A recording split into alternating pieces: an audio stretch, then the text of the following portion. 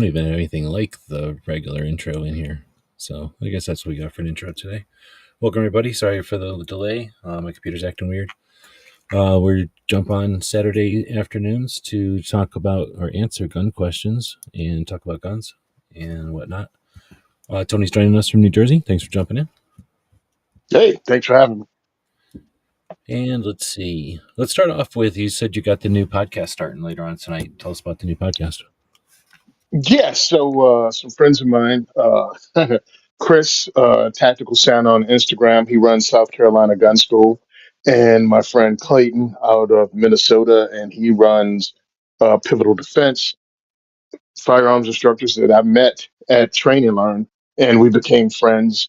And just through phone conversations, we realized that just like our conversations, we have years of experience in our own point of view that may differ than mainstream media, gun media. And we thought it'd be a good idea to at least get those thoughts out in an entertaining way by people that are, different, that aren't, how do you say it? That we know 100% aren't getting paid to give good reviews or lead people in a certain direction. So tonight is our first podcast, and hopefully it'll take off. It's called Locked, Loaded, and Unfiltered, and it's the three of us doing it twice a month for about an hour. Oh, twice a month. Okay, I missed that part before. Well, we want to see one how it goes to establish a consistency, and then let listeners decide whether they want to hear us more than twice a month, because everybody's busy and there's three guys in two different time zones with responsibilities. Yeah. Clayton, of course, runs his business, has a regular job. So does Chris, and they have families and everything. So, I mean, this is good too. You know what I mean? Twice a month, I think, is a good schedule. Oh, Chris is asking for a link. Do you got a link someplace? Not yet. Or are you going to do it on YouTube or someplace else? Oh yeah, we'll be doing it on. I think we'll be doing it on YouTube. Tonight is kind of what do you call those episodes? The pilot episode. Is this on one of their guys' channel then? On your channel? Whose channel is it? Or a new channel? I think they're gonna create a channel for it. Oh, okay. If it's not already there, you guys can check right now. But yeah, locked, loaded, and unfiltered. I'm going to look for it on YouTube.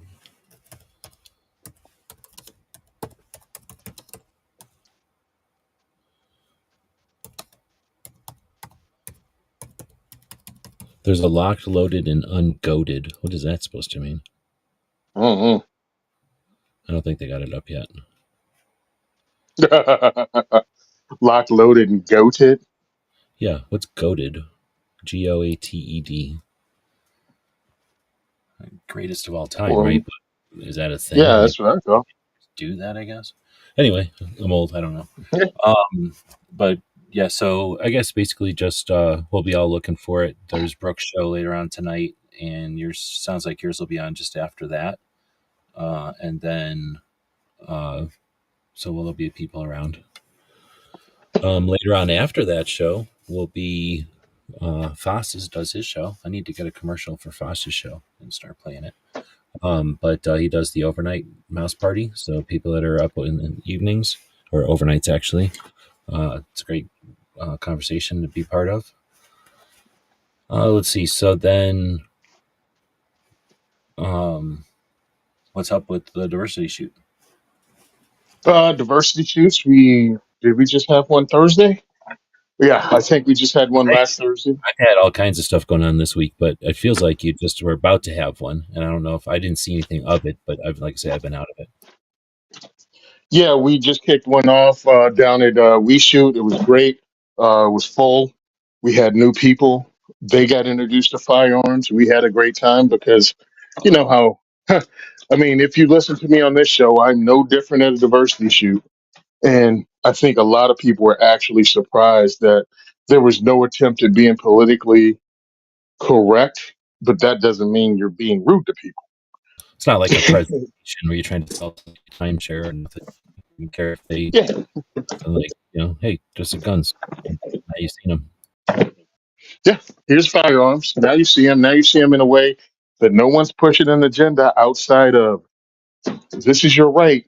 You will have to fight for it. Um, and here are examples of people taking it away. And here is, I mean, people came and wanted to know what's involved in a carry permit. Any questions they had, we were able to answer them. When they had questions about that specific range, how do we do this? Cool. That's why I have you here at the range to meet people. So you can actually talk to the people that are going to be your instructors. You're sitting in the classroom that you're going to be in. You know what I mean? It's like nothing is new here. I've broken the cherry. I've broken the ice, whatever you want to call it. You're in the room now. Here are the people, and that was really great because we had uh, African American couple who were, I think, getting their first firearm, and this was an easy way for them to touch a lot of guns, to get inside of a gun store, and to know some people. We also had two women that were mature, and one is 100% talking about getting her carry permit and buying her first gun. But she wanted to get her hands on some firearms and at least get some idea of what instruction is going to be like. And then the other lady had never shot a gun before, and we had a lot of those. And then we had a 11-year-old and a 15-year-old, and this is like the 15-year-old's second event and the 11-year-old's like fourth event. So it was pretty eclectic. And we had, of course, Orthodox Jewish people there because Lakewood, New Jersey is a large Orthodox community. And the last person who walked in was two guys from Lakewood, and they were late for about half an hour. And I was like, "Hey, where you guys from?" They were like, "Here." And I was like, "Well, thanks a lot for showing up late, being the closest one to the place." And that's just the kind of chops I bust at the event. So if you're gonna go in and have your feelings on your sleeve, you're in for a long night. But if you're showing up to have some fun, we're gonna have a great time. We had really good food. Uh, the range itself provided me with raffle prizes. So we actually gave away range bags, like 25 to $50 gift certificates, uh, just various things. And they actually brought in a professional photographer, their media guy, to take pictures and do video. And we had a journalist from the New Jersey Association of Journalists actually wanted to cover one of our events, and they came and actually did a couple minute interview with anybody that chose to, be seen on camera and actually talk about why they came to the event. That's not something we have at every one. And again, if you didn't feel comfortable, we don't require that at all. And anybody we ask, because if you notice, we sold out. Actually, we sold more tickets than available. We had more spaces. Excuse me. We sold more tickets than we had space available. But I'm not going to tell someone not to bring their wife or not to bring their kids. It's like, okay, cool. We can handle an extra five people, but everyone's not in the photo. And everyone's not in the photo because New Jersey, sometimes you have to be a closeted gun owner if you want to maintain your job, or if you don't want to be harassed, or even in some bad cases, if you don't want to be red flagged by people you know. So everybody's not in the photo, but yes, we had about 25 people come out, plus my instructors, and it was a great time.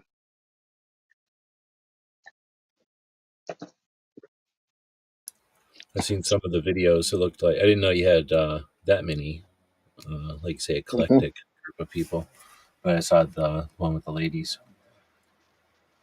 I'm trying to Yeah, we search. had. Oh, go ahead. Go ahead, sir. No, Oh, we no. also had a Ross Martin. We had Ross Martin. One of my guys actually won. If you guys don't know, because everybody isn't a gun person. Ross Martin is an American company out of Texas, husband and wife team, and they put out a 9 millimeter striker fired pistol, somewhat like a Rex. It's actually an A-Rex clone.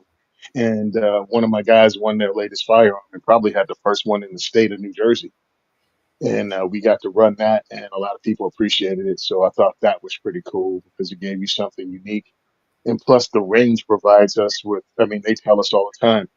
we can pick some of their rental guns and actually have them on the line. So I think I may do an interactive thing leading up to our next event that we shoot and have them pick, have customers, what do you want? And if they have it on their rental wall, we might actually get it on the range. So I think that would be a kind of cool thing if people wanted to check something else out.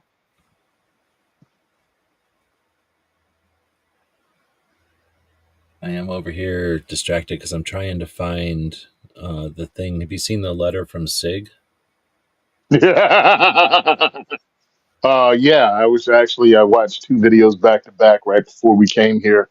Watched two videos about it, and I actually had a couple I thought funny lines. One of them was, "Well, we know where the Bud Light public relations executive landed after she got booted from Bud Light and running them. Obviously, she went to work for Sig." And the other line I wrote down on a friend of mine, Curtis' video was, even Sig's public relations gives self-inflicted gunshot wounds. Uh, because, like Dave Chappelle says, or you could shut the f up. You didn't have to say anything. That's what you call an unforced error. I can't find it. So this is people that are, because the thing I saw was like a 2-page thing written. Like you're talking about people that have made a video replying to that. Yes. Yeah. Okay. I guess because I looked at, like, I am scrolling way far down here and I'm still not finding it. I guess when you look at something on X, they're never going to show it to you again. So I don't know. I typing in SIG declaration or whatever. I don't know what to call that thing, but I can't find it anywhere. Hmm. Maybe it's on their social. Oh yeah, it's definitely on the social on Sig Story Inc. Both are. I'm looking at it right now on Instagram, and I mean they just highlighted it on Sig Story Inc. on Instagram. And that's probably the same name they have on X. The P320 cannot, under any circumstance, discharge without a trigger pull. That is a fact. And then the second line is like, yo, brah. The first one might be a fact, but the second line, the allegations against the P320 are nothing more than individuals seeking to profit or avoid personal responsibility. No. And then it just gets worse into, did someone hack your account, bro? Well, it starts talking You about, uh, yeah, that's why I wanted to read it because it has some interesting stuff. So that's what I was wondering is what your thoughts were on it. If you thought it was a for real or uh, it like somebody was out was there. unnecessary. It, it was unnecessary. I mean, I don't know who at this time thought it was a good idea to put that out. Like In yes, no way is that a win for them. What let's was see, that? like yesterday, right? It just came out yesterday. Yeah, it's like that was not necessary. You can't win with this, and it's like bringing it up. No one else was mentioning it, bro. What are you doing? What's the name? What's the name of their Instagram? Six Sawyer Inc. Oh, so All one word.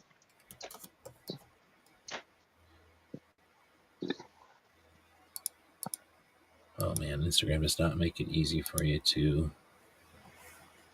finally. The comments are hilarious. Though. So okay, finally I got it over here so we can show it to people. I just thought some of the wording was so, I don't know. I'm going to call it weird, but whatever. Hmm. Like interesting, different screen share. Grab this, and then this, and then this, and then I have to bring it up here, and then how do I get the bus there? All right, so I didn't know there was a picture with it.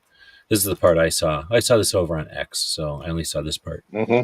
And you can't, they don't write it, so you have to, it's only in an image. The P230 or P320 cannot, under any circumstances, discharge a trigger pull. That is a fact. That's like in bold with underlined at the top. Then in regular writing, the rest of it, it says the allegations against the P2 320 are nothing more than individuals seeking to profit or avoid personal responsibility. Like, all right. And then it goes recently anti-gun groups, members of the mainstream media, trial attorneys, and other uninformed and agenda-driven parties have launched attacks on one of Sig Sawyer's most trusted, most tested, and most popular products, the 320. So, do you have any idea what that's about? That's what you just said. Like, you don't know why they came out with this right now. Like, this isn't Yeah, I haven't. Well, again, even if it's like, bro, no one is in on this conversation, whatever it was, whatever you had, you know what I mean?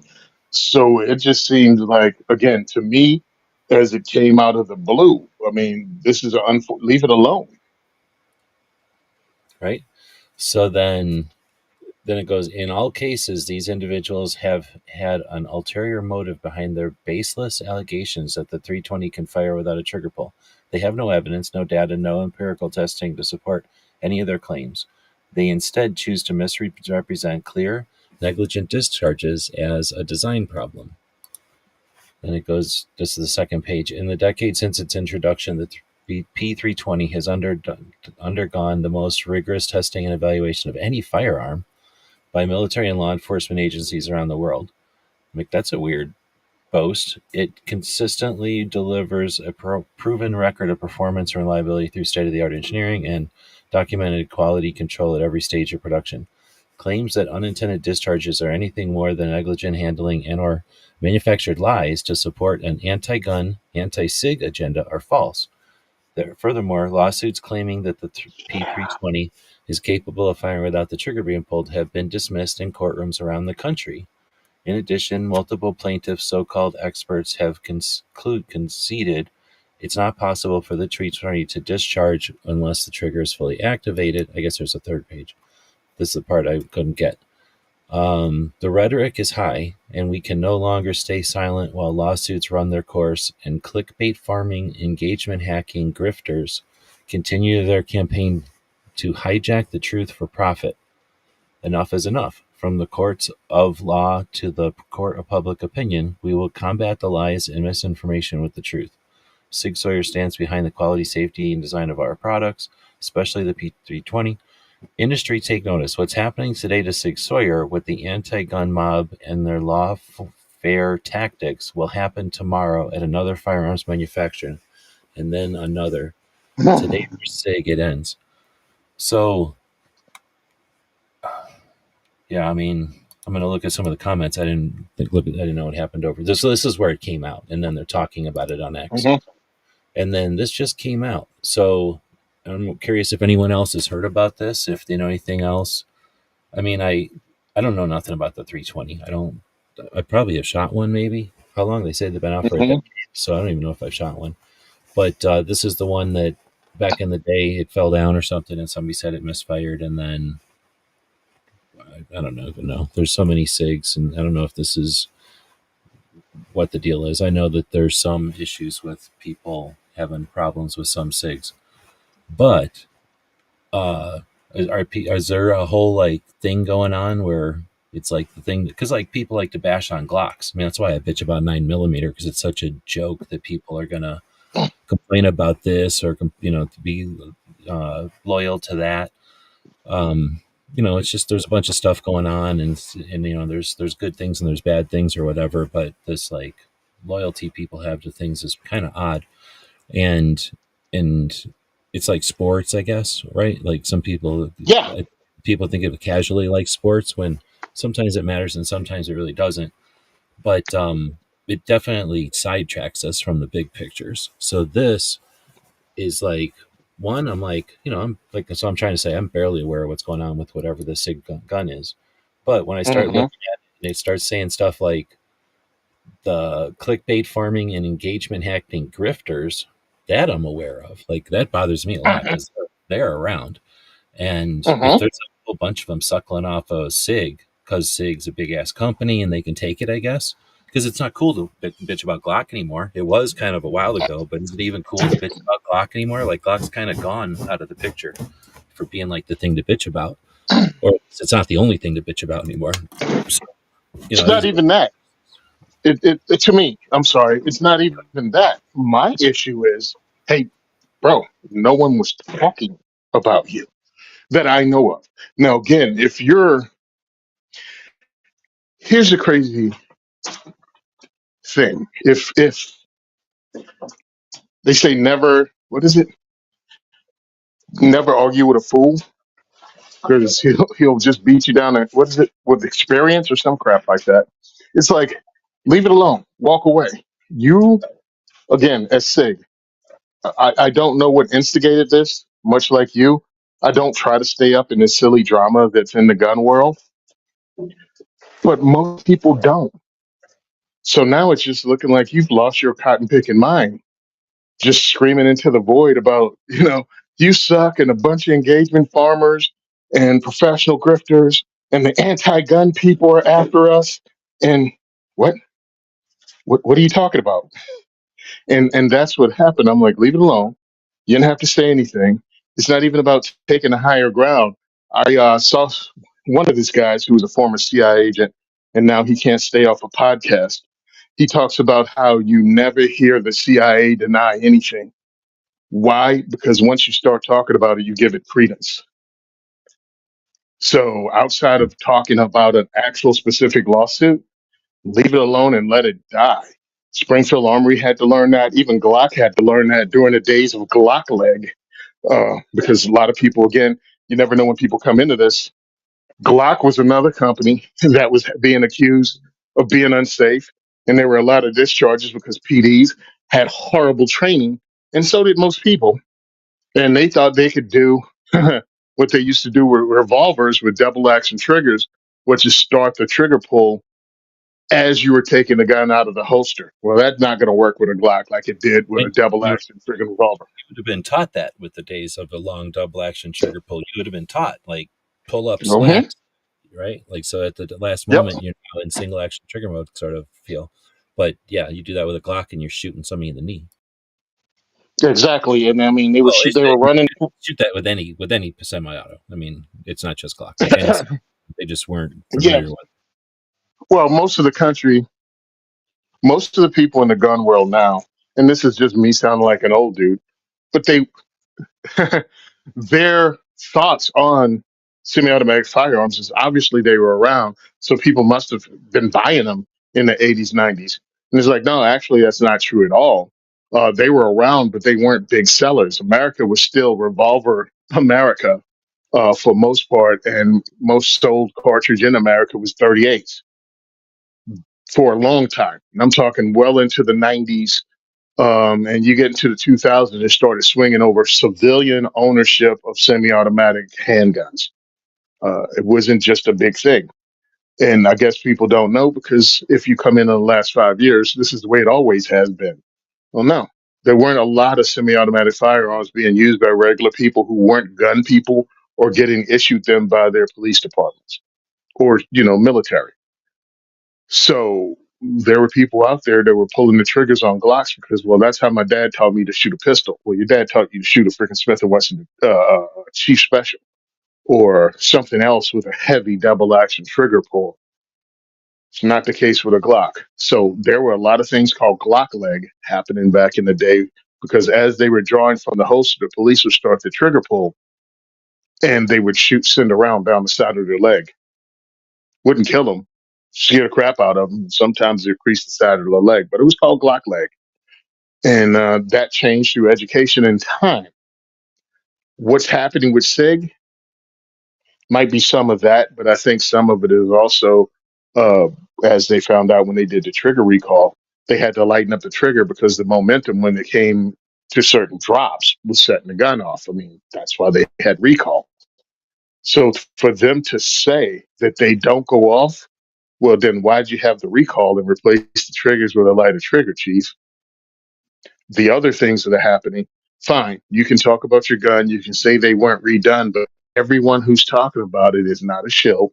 Everyone who's talking about it is not anti gun. And it's no concerted effort by the entire media to shut SIG down because that's ridiculous. Why in the heck would you want to shut SIG down as a gun person? Now, you and I have often talked on this podcast about how there's some crappy people in our industry that just do anything for the clicks and for just attention. But that's not everybody, and that's definitely not everyone that's talking about this. Not when actual firearms instructors are going, no, we're not going to have SIG on the line because there have been too many accidents that I've seen that they've seen personally. I don't feel comfortable with a SIG P320 only because I don't like the base firearm. I do not like the way they feel. Uh, they really feel like a cheap gun until you start getting up to about the $1,200 mark with them. The plastic to me, again, this is my opinion, feels cheap.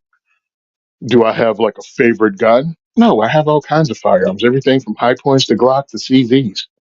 I don't owe any of these companies any, you know what I mean, any loyalty based on that. I'm not that dude that I'm a Chevy person, I'm a Ford person, or even have a team. I think all those guns are great. But if you ask me a lineup of SIG guns I'd want, P320 and even the P365 aren't on them. I mean, I'm like, P226, P229. I like those firearms better, even the SIG 1911s. So I think SIG made a mistake with this. I don't know who thought that was a good call, or maybe it's a conversation we're unaware of that they've made in response to something that we don't know because we don't follow all of this. Right, and Patriot has said earlier they might be getting a bunch of lawsuits from the antis. That's pulling stuff up over on that side, and that's I don't know, because I know there's the actually I haven't even paid attention to what's going on, or I haven't followed up on what's going on with the Supreme Court and the case with Mexico. But is there? I mean, I would think we'd know about it, but is there some sort of lawsuits that are happening about the 320 specifically from like antis, from Moms Against or something?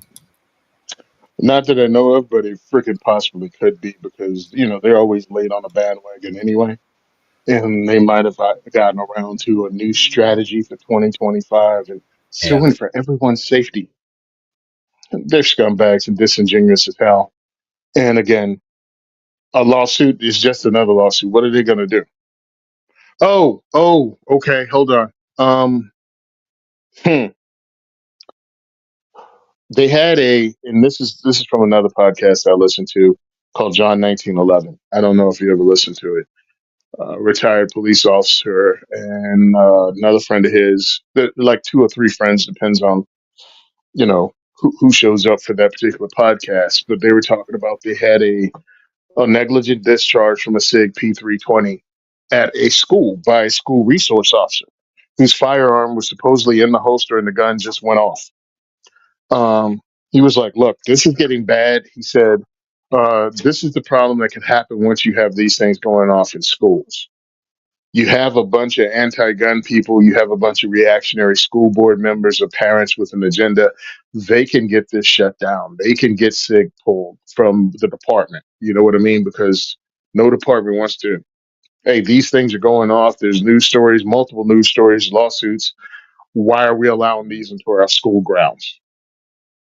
So that could have been something like that because he's like, that's the minute it happens in schools, that's a whole nother thing.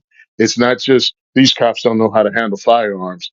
It's they have a name, the SIG P320, and they can go after them that way. Maybe it is what who said that? Patriot? Yeah. Yeah, maybe it is what Patriot said, and it's response to something like that. Hmm. But to go all out and start calling names, not a smart move. Now, whenever you were describing it before, I think that's what it just seems so odd, like non-professional. Maybe that's why it stood out as a Hmm. being odd. But then I was also being called out in front of me. So once somebody said, "Hey, look at how weird this is," you're going to look at it, in a weird frame. So um, I'm gonna. I mean, that was just something that happened just before the chat, and since it's cutting edge, and all we care about is cutting edge news here, I figured we'd jump in on that. Yes, Let's jump over to definitely. Woods' question from earlier. So thanks anybody for, or thanks Woods for asking questions. Anybody can ask questions. That's what the whole show is about. We are complete experts. We know every single thing there is to know about guns. So we will answer your questions, not just thoroughly, but in such a way that you'll enjoy reminiscing about it when you talk to people later on today about your answer. So it's worth asking the questions. And We're such experts that when we answer your question, we'll go so far as to not only tell you everything, but by the time we're done, we make you to believe we're total idiots. yep, So, we'll you'll feel take it like through an expert. we'll take it through 360 degrees. You'll wish you had never asked the question in a good way. Yeah. Let's see. So it said it had a sub para 23 F. Ask me, how does a total novice choose a gun for home protection? I looked up. Ow, that hurt a lot. I looked up an intro to shooting class at the range by her house. I think we missed some of this. Maybe. Oh, okay. Hold on. A 23-year-old female, I got that part, Oh, had a sub para 23-year-old female ask me how, all right, sub para. Obviously, she's prior military. So she was a paratrooper from a submarine. All right, cool. nice. See how I You figured go up that to out all on my own? waterfalls. That's when you got to fight over a waterfall. You take a submarine up to the waterfall, jump out of it, parachute down to the bottom of the waterfall. I totally get it. Goes without saying. So how do you choose? How does a novice choose a gun for home protection? All right, cool. One, we know what you want it for because that's the first question, right? What do you plan on using this for? All right, second question, what's your budget? All right, now I have some idea where to go. Then we'll get them to go, me personally, go to the store and check it out and see what fits their hands. If their fingers, hit the trigger right, if they can hit the magazine release, if they can work the side release, all those things, I think, is one of the reasons to get people into a store and again break that cherry, or at least have them go to the range with someone they know. Default answer without trying too hard and without thinking too deeply. If you just want to lay up, Glock 19, good all around size, affordable cartridge, doesn't kick too much once you learn to use it. Semi-automatic and has holsters and accessories out the yin yang. It's a layup. You want to end the conversation. You don't want to go too deep. There you go. If you actually want to have a conversation, you can talk more about it. You can find out whether they need a handgun or a long gun and things like that. So it requires a conversation. But if we're talking handgun, the layup, just to end the conversation is Glock 19, and then they can get there and find out a lot of different firearms in that category.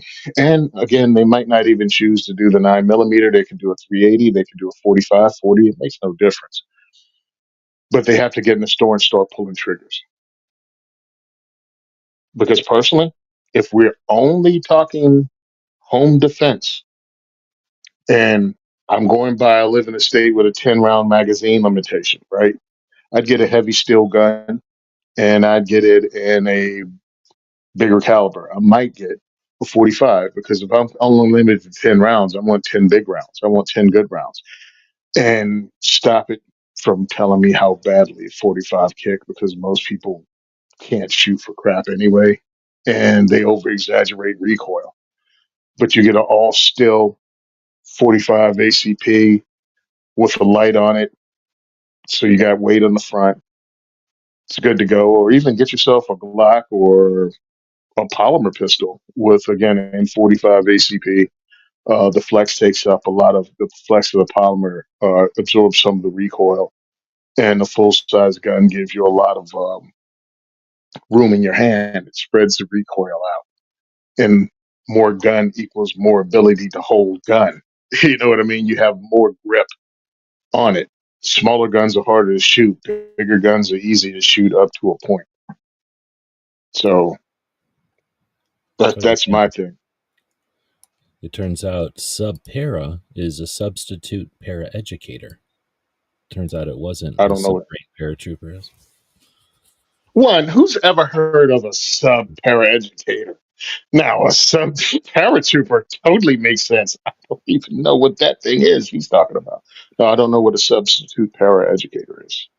So I would think I had time to think because Tony's answering the question, so I had time to come up with an answer. I'm going to say same kind of line. I'm going to start with a conversation because if you just have to give an answer, Glock 19, I believe, is the just quick answer to so many things. Like for all the reasons you said, it's just an ideal size. I'll just add that if you for some reason choose that or decide that it doesn't work for you, you can get rid of it in a second also because there's always a market for them. You're going to lose a couple of bucks, but it's like renting it. You know what I mean? Like you're not going to buy something that's a dead end that only a couple of people even want. Like you're definitely buying a commodity gun. But I would ask the question. I would say something to the effect of, I think, it's like gym shoes or paintbrushes or something like that. Like you or tools. You can buy cheap stuff or you can buy really nice stuff, and then you can buy stuff that's really designed for a specific thing. Like you can buy gym shoes that are, at Walmart or whatever that cost you $20. You can go to a sneaker store and buy ones that are $200, and then you could buy ones that are $1,000 because they're rare or there's some kind of special thing. Or you could buy cleats or something like gymnastics shoes. Like you could buy something that's so far into a realm that it's almost useless for you. And that's how guns are. So there's like that Glock 19 is kind of in the middle of so many spectrums. But there's guns that are big and little. There's guns that are big calibers, small calibers. Like you said, there's long arms, there's handguns. So I would have a conversation like, where do you live? What's the concern? What's the realities of the situation? And if it turns out that you live on a in a mobile place, in a mobile home on some land in the middle of nowhere, and your concern is who knows what's going to happen when you're in the middle of nowhere, because somebody could come up and do something and there's not a lot of people around to help you. So is that going to be someone who wants to have a little snubby gun that's comfortable in their hand? I mean, maybe also, but they might also want something that can reach out and touch someone. Or, there's other options if you're in that same mobile home, but now in a mobile home park where, all the walls are made out of mobile home material and they're very, very close to each other.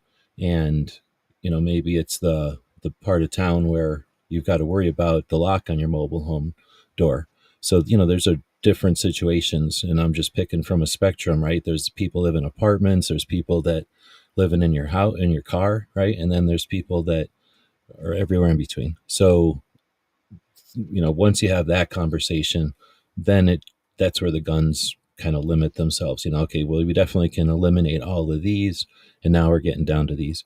Generally, I like to look at it, especially if it's something like this where somebody is a novice and they're only going to be buying one. I'm not going to say, let's go to Harbor Freight and buy you the cheapest drill you can buy. That's a thing to do, right? But if you're setting somebody up to fail, if you're going to go buy the $30 drill, I think if somebody's on their own and they're asking you, how do I accomplish a task with a tool, you're going to take them to a store and buy, like to a tool store, and buy a decent brand tool, right? Everybody's going to have their Chevy Fords or whatever, but I'm going to go say, let's go buy a DeWalt, and let's buy this one that's not a contractor model, but let's buy one that's going to last you for a while. And if you need this drill over and over again, you've got it. If you need it once and then maybe you overpaid for it, but at least you have something if you need it that you're going to use for a long time. So that's why I'd say a Glock is a decent amount. You can get cheaper, inexpensive stuff, maybe a company that hasn't been around so long, and it might do the job, but and you may never need it. Most people are never going to need it. But I think I'd usually suggest go to your nicer stuff if you're only going to buy one. At least that way that if you leave it, it's just going to work when you pick it up. It's just going to work. Like nothing got old on it, nothing got fatigued, nothing got worn out. And not that these things happen on new guns. I'm still old, so I'm remembering old-fashioned guns or older guns. But anyway, that's my answer. I don't know if it's that much different, really.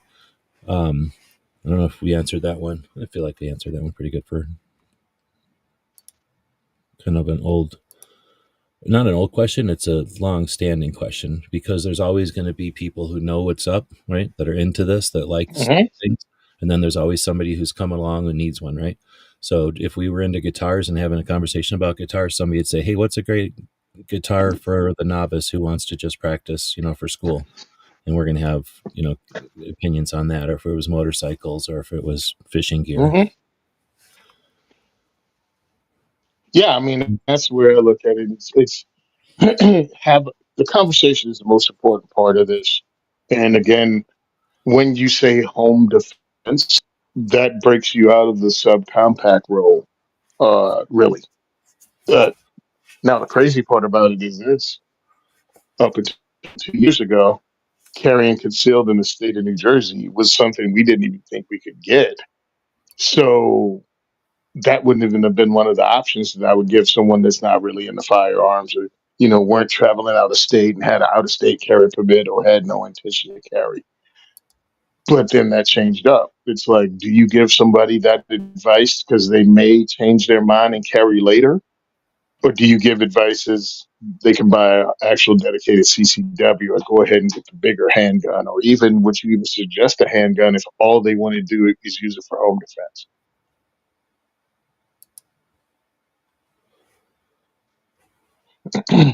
All right, next one is from Woods also. Thoughts on the minimum money for a dependable CCW? 500,000.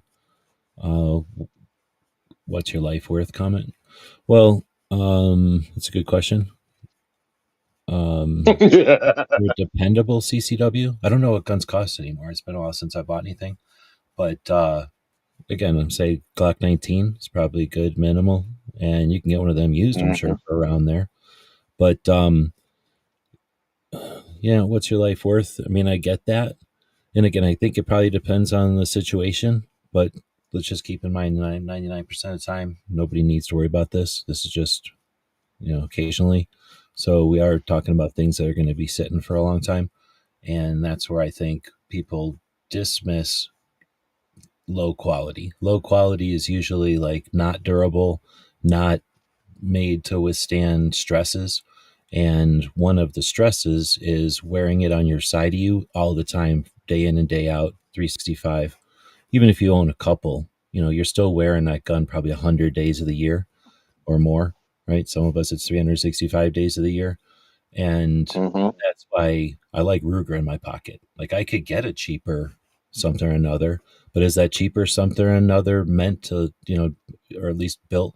Ruger overbuilt? It's not like Ruger's an amazing piece of machinery. It's okay, but it's super overbuilt because I don't know why. Like they do it for whatever reason they do it, but it means that I can to comfortably have that thing in my pocket all the time and know that like I've literally smashed into it and stuff and it's still fine. So there's stuff that's out there that looks really close to being the same, but because the materials or the quality, the measurement, something, I'm just a little less concerned or a little less, what's the word, that comfortable that it would live all that time and then be ready at that moment you need it. Same with hollow point, or not hollow point, but premium ammo.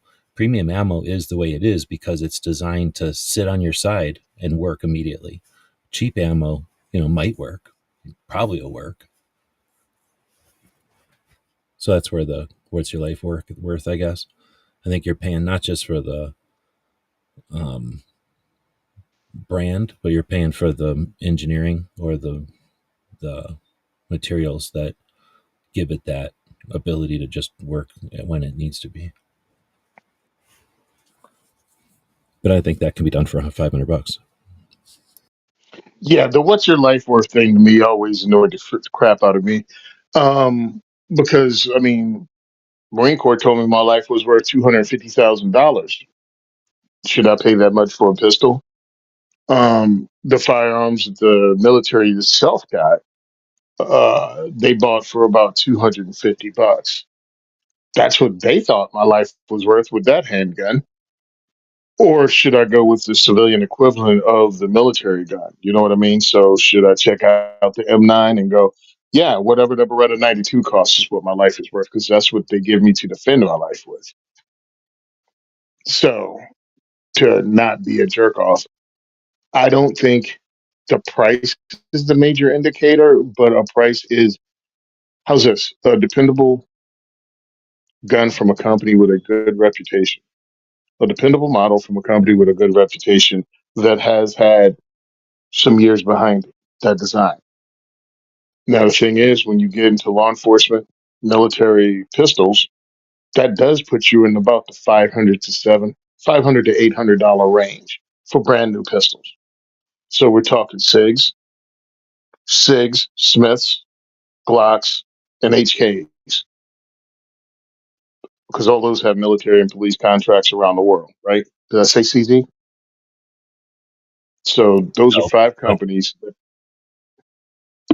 Yeah, those are five companies that all have military and police contracts around the planet. And that's a good way to go. And that's a good price point. Just like when you ask me how much should you spend on an AR, my price point is $1,500 gets you a good gun that will do what most people want their firearm to do and last a really long time. And the 500 to 700 or 500 to $800 range is where I say you got a very good service pistol. That's great. We're talking service pistol or CCW. I'm sorry. Well, minimum for dependable CCW, so it's pretty much the same thing. Well, I guess not. Yeah, I mean, Yeah, well, depending. all of those companies give you carry models too. So same thing. It really didn't change anything about my answer. Oh, we got another one from Woods. So let's see. What does the term action really mean? She asked that. Thought it was a big answer, but looking for the answer to a novice. What does the term action really How, mean? She asked that. Thought it was a how, big answer, but looking for the answer to mm. a novice. No, because the answer to a novice, you can keep it simple and then give them a place where they can find a more in depth answer. And to me, action is how the gun works. Is it a revolver? Because that's one action. You pull the trigger and it rotates and pulls the hammer. You know, that one trigger pull rotates the cylinder and pull the hammer back on a double action revolver. On a single action revolver, you use your hand to cock the hammer back and the trigger does a single action. You know, on a double action revolver, it does two things. It advances the cylinder and it pulls the hammer back and releases it. Whatever. I guess you'd call it triple action. But you know what I'm Yep, I would say saying. So, action is, yeah, how the gun works. So there's your, flintlocks, and then you had mhm, your revolvers, like you said, and then they came out with lever got actions, it. and then they came out with double action pistols, and pretty much so that's the All right. pretty much How's all of it. this?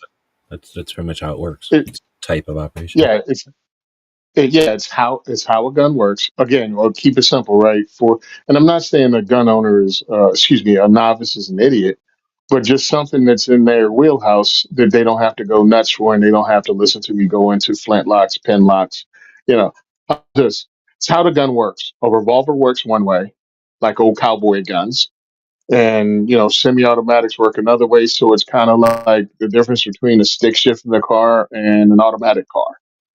Yep. Like you drive them both, but it's how much work's involved in getting them there. And I guess that's good up until you realize that the person talking to you is 20 years old. They've never seen a stick shift. Don't even know what it is. Yeah, that's true.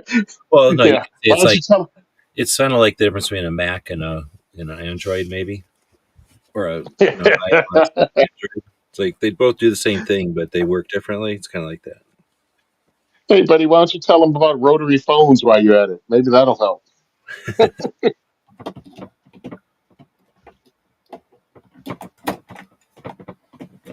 Whoa. Could you There's hear some that? good questions, Woods. Oh, yeah, I heard that. I hope you won that fight, whatever you were going up against. Sound like a Trying hell of to put something away in a drawer, and I was not working. But yeah, that was a bunch of good a. questions from Woods Live. Yeah. If anybody's got any questions, throw them out there. Let's see. Bullets Bucks is saying gun action refers to the internal mechanism of the firearm that performs the functions of loading, firing, and ejection. So basically, what the receiver does, happens in the action happens in the receiver, but that's a more uh, Again, it's issue. about conversation and paying attention to who you're talking to. And if their eyes start to roll in their head, kind of cut the answer short. Like, give the simplest answer. Not a simple like Barney answer, but as close to Barney as you can get. Save your words because if they're interested, they can ask other questions and lead it down the path. Don't just try to jump into it and go, "Let me show you how much I know." because you know a lot. If you're listening to this podcast, you probably are the gun person in your circle. But there's no reason to try to freaking give someone a doctorate in how guns work. The first question they ask. So Chris is saying, I think we're switching gears here. I think I finally figured out how to take my other slides that are milled for the vortex footprint and convert them to the ACRO for some Acro. different acro for some different Yeah. enclosed options. So I don't even know what any of that's saying. So I take my older slides. Okay, I know what a slide is. Hmm. Milled for the vortex footprint. All right, I got that Hmm. big chunk of it. They take a section between the ejection port and the rear sight, and they mill out that chunk so that you can put a plate in there that will interface with the screws on the bottom of Red Dot. So it's for the Vortex footprint. Vortex is a Red Dot company, and they must have their own proprietary footprint and convert them to the Acro. So that's another company. Hmm. And Oh, Acro is from Aimpoint. oh, okay. Acro is an enclosed emitter from Aimpoint. Looks like a freaking mailbox on top of your gun. Oh, I've But a seen. lot of companies are going for it. Yeah. So Hollison makes one too.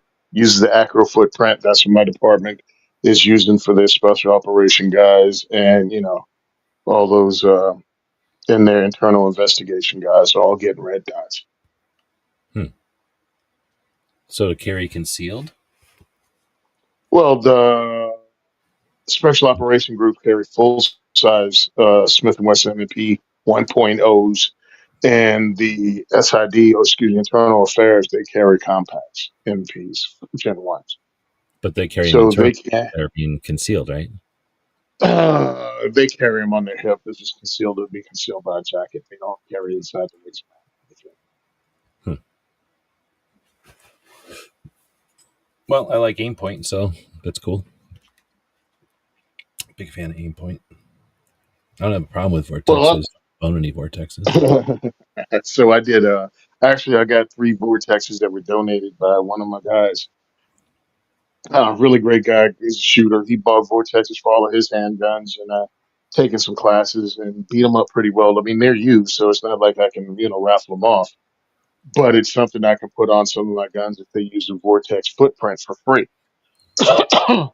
And that way I can introduce people, because I'm not trying to teach you marksmanship fundamentals in every port. Some of my guys do, and it's great. My guy Chris, he's there. All of my guys can teach you fundamentals when you come to the diversity shoot about how to aim and how to shoot. But red dots make it so much easier and so much quicker for these people to have a positive experience. We teach them how to pull the trigger and that there'll be recoil. First shot nails it right in the middle. They don't have to align the front sight, rear sight, and target. Just look at the target, yeah. And when the red dot gets in the middle of the target, pull the trigger towards you. And the success rate jumps through the roof, and their ability to keep repeating that is just something that's spectacular, and it gives people a very good first time experience. So I like red dots. I use red dots a lot. Um, but as someone with astigmatism, every red dot isn't worth it. But the more expensive they get, the better it works for my astigmatism. The less distorted the aiming point is for me. And I'm talking about with some of them is really, really bad. Like it looks like a shooting star. Like it just streaks when nothing's moving.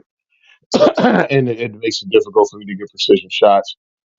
But the more expensive. So yeah, when it comes to it, if I had to buy one with my own money, like I have a Gideon. Gideon gave me their Gideon Judge. And if I turn it down, I have a more precise aim point, and that works for me.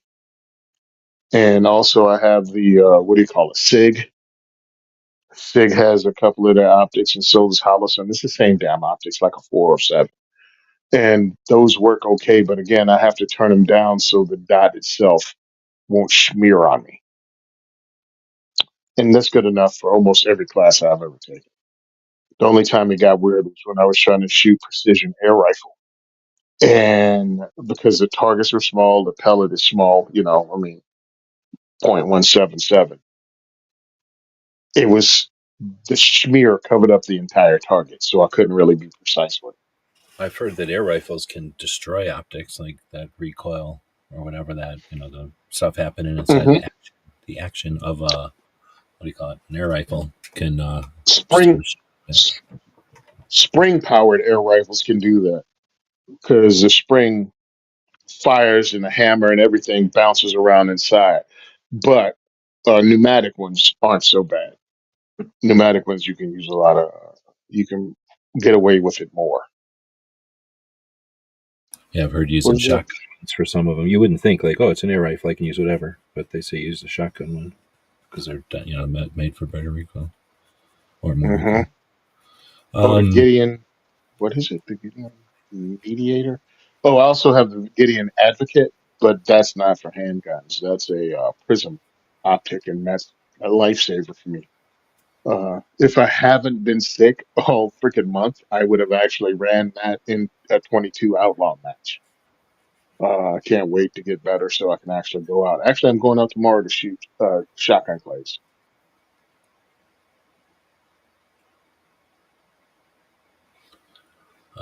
what? So I'm gonna go back to Wiz's one where he was saying I also sent her the that the not substitute temporary. What do you call her?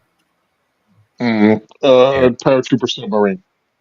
Um, that he's also sent her to a class at a range, and that's probably a good idea. Um, I guess Hmm. depending on the person and the class, that's the thing. Like some classes can be really, really like. I mean, I've been to a lot of CCW classes, and they run a gambit from laid back to really. I don't know what the word is, but like really can not just be in a flavor that some people or not everybody's going to like. But as long as everybody takes anything with a grain of salt, then that's that. But I guess I was going to say, um, or ask you. I know that you, when you do the diversity shoots, that you've got people who are showing up and they're at a range, and there might be posters and stuff. There might be uh, brochures or something from instructors. But how often? Because I don't think I've ever asked. I don't know if you've ever mentioned it.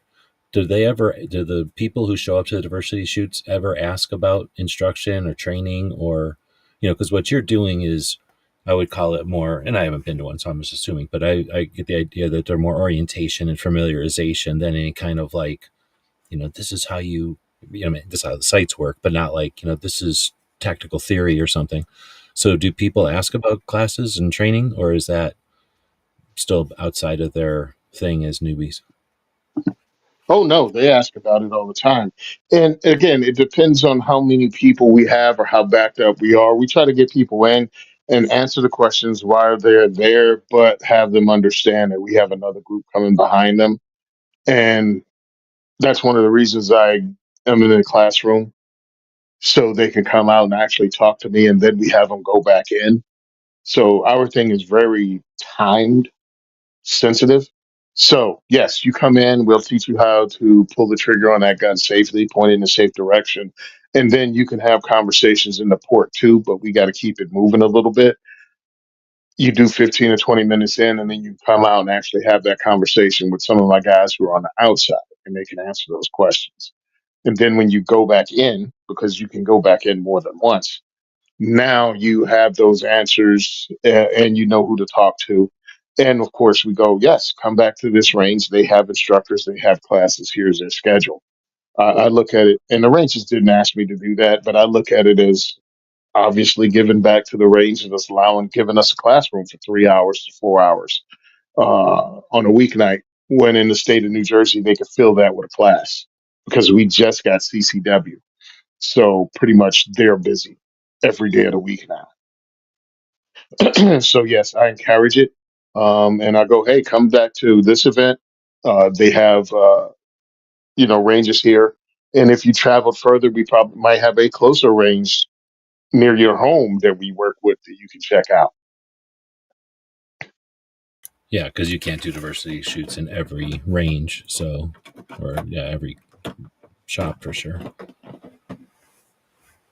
Let's see. So going back to Mike White had said earlier, fortunately or unfortunately, that is why I bought the Beretta 92. was because it was the military thought it was good enough to defend servicemen's lives. Um, well, my theory, my thoughts on that was I was a 1911 person because I grew up with them, and that was the number one gun, right? And then the Beretta came Hmm. along, an Italian gun, an Italian gun that Italian. it was in 9 millimeter. So, and you can take the sight off of it by just yanking on it. So, uh, when that thing happened, I was not happy. Lucky for me, I don't even know when that happened because I never seen one. That I when I did my armorers classes, they were Hmm. revolvers and shotguns in 1911s, and I never saw a pistol anyway because they don't. I mean, people that don't know, most people in the military never get a pistol. It's only for officers and a couple of jobs where they can't have a rifle, but everybody gets an M16. They don't give everybody pistols. They're just not necessary. So it wasn't that big a thing, but I never even saw one. I was hanging out in an armory one time and I might have seen them there. And at the time, I probably thought they were cool, but not like I thought they were cool and I wanted one. Like I thought they were cool because they were, dozens of them in front of me on pegs and I could look at them. But I it'll never, what's the word? I'll never, it can't pay back what it's done to me emotionally, taken over from the 1911s. So for me, I didn't see a Beretta when I came in. I love the fact that people go to Wikipedia for their facts. 1985 or 1983 or whatever bullcrap. I'm like, yeah, okay. In 1989, I was still using the 1911 in Marine Corps boot camp. Wikipedia doesn't tell you anything except what was put out there, and it could be wrong. So yes, we were still using 1911s in Marine Corps boot camp in '89, and they were still in the fleet into the '90s. So I got my first Beretta, or at least checked out my first Beretta, pulled triggers on it in '93 when I was looking for my first handgun to purchase, and I went there because that was the new gun that the military had. But of course, being former military, being United States Marine, and being in the gun shop, I didn't need any help because did you not hear me? I was a Marine, so I knew exactly what I was doing. In reality, I had no freaking clue what I was doing. And that first trigger pull that was about a week and a half or 7 business days long on the Beretta 92 turned me off completely to it because I didn't know how to use it. I had a SIG P226 that I checked out. It also had a long ass trigger. That was only 3 business days long, but still confusing to me. And then I picked up the Glock, and that was just weird because for some reason it pointed at the ceiling on its own. And you couldn't figure out how to get it to point toward the target. And then I picked up the 1911, was like, this is what I trained on in the Marine Corps because they gave me about a 15-minute class and I managed to miss most of the target and give myself slide bite. So I knew what I was doing. So I ended up purchasing that. My ignorance was complete. And if I could go back, as I've gotten more experience with firearms as an instructor and as everything else, and doing a diversity shoots, which allows me to shoot lots of different guns like twice a month, any of those guns would have done well. Any of those guns would have worked out fine for me. Um, but you need to take a class. You need to run it. The long trigger pull on a Beretta 92, it's no big deal. Learn to pull the trigger. I mean, it just takes work. It's not horrible. It's not something that's uncontrollable. And truthfully, with the double action, you can dry fire it without having to continually rack the slide like you'd have to with a Glock. You can dry fire the heck out of it and use something like the Mantis system and actually have your gun itself, the system itself, tells you what you're doing right, what you're doing wrong. And also, it can be fun. So, all those guns are fine. Take a class, get used to the trigger pull. If you're going to carry a CCW, make sure you get a good belt, good holster, and understand that you're going to carry a heavy gun and a wide gun. Dress around it. I carried a 1911 in a horrible holster on a horrible belt for 2 years. And I hated every second of it because it made my back hurt. It pulled my pants down. I made a lot of bad decisions going in. That's why I also don't judge harshly of people that make those bad decisions. You need training. You don't know what you don't know, and that's the bad part about it. You don't know what you don't know. So many directions to go there. I was gonna say you could, you also got to remember that when you make that bad decision, it costs you $500 or something. So it's not like nobody I know can just go, uh, throw away the $700 and buy another gun. Like, oh, I made a Hmm. mistake. Let's throw that one away and get another one. So you're going to live with it for a while, is I guess what I'm saying. Which is why I value these live conversations, and I'll try to speak honestly with folks because um, I'm not here to make a bunch of friends. Like, I'm not desperate for a bunch of friends on the internet or whatever. I'm hoping that with people that tune into these kind of conversations, people that find them once we've done the live thing, um, we'll get the kind of perspective that you can ask questions. You don't have to. What do they say? Like dollar. I forget how that saying goes, but you can research a decision ahead of time. So much different now than what we could have ever done back in the old days. And since you kind of have to live with your decision usually, might as well take the time to ask around and hopefully get a diversity of opinions from people too and perspectives from people. There's only a couple of things you're going to get a lot of consistent opinions about. Ozzy saying, my first handgun was with Phoenix Arms 22. Yep, those are definitely an interesting gun. And I'm not going to say one of my favorites, but definitely one of my, top 25 favorites. It's an interesting one.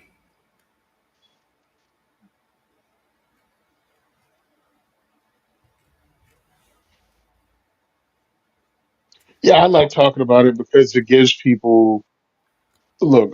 It's an opening.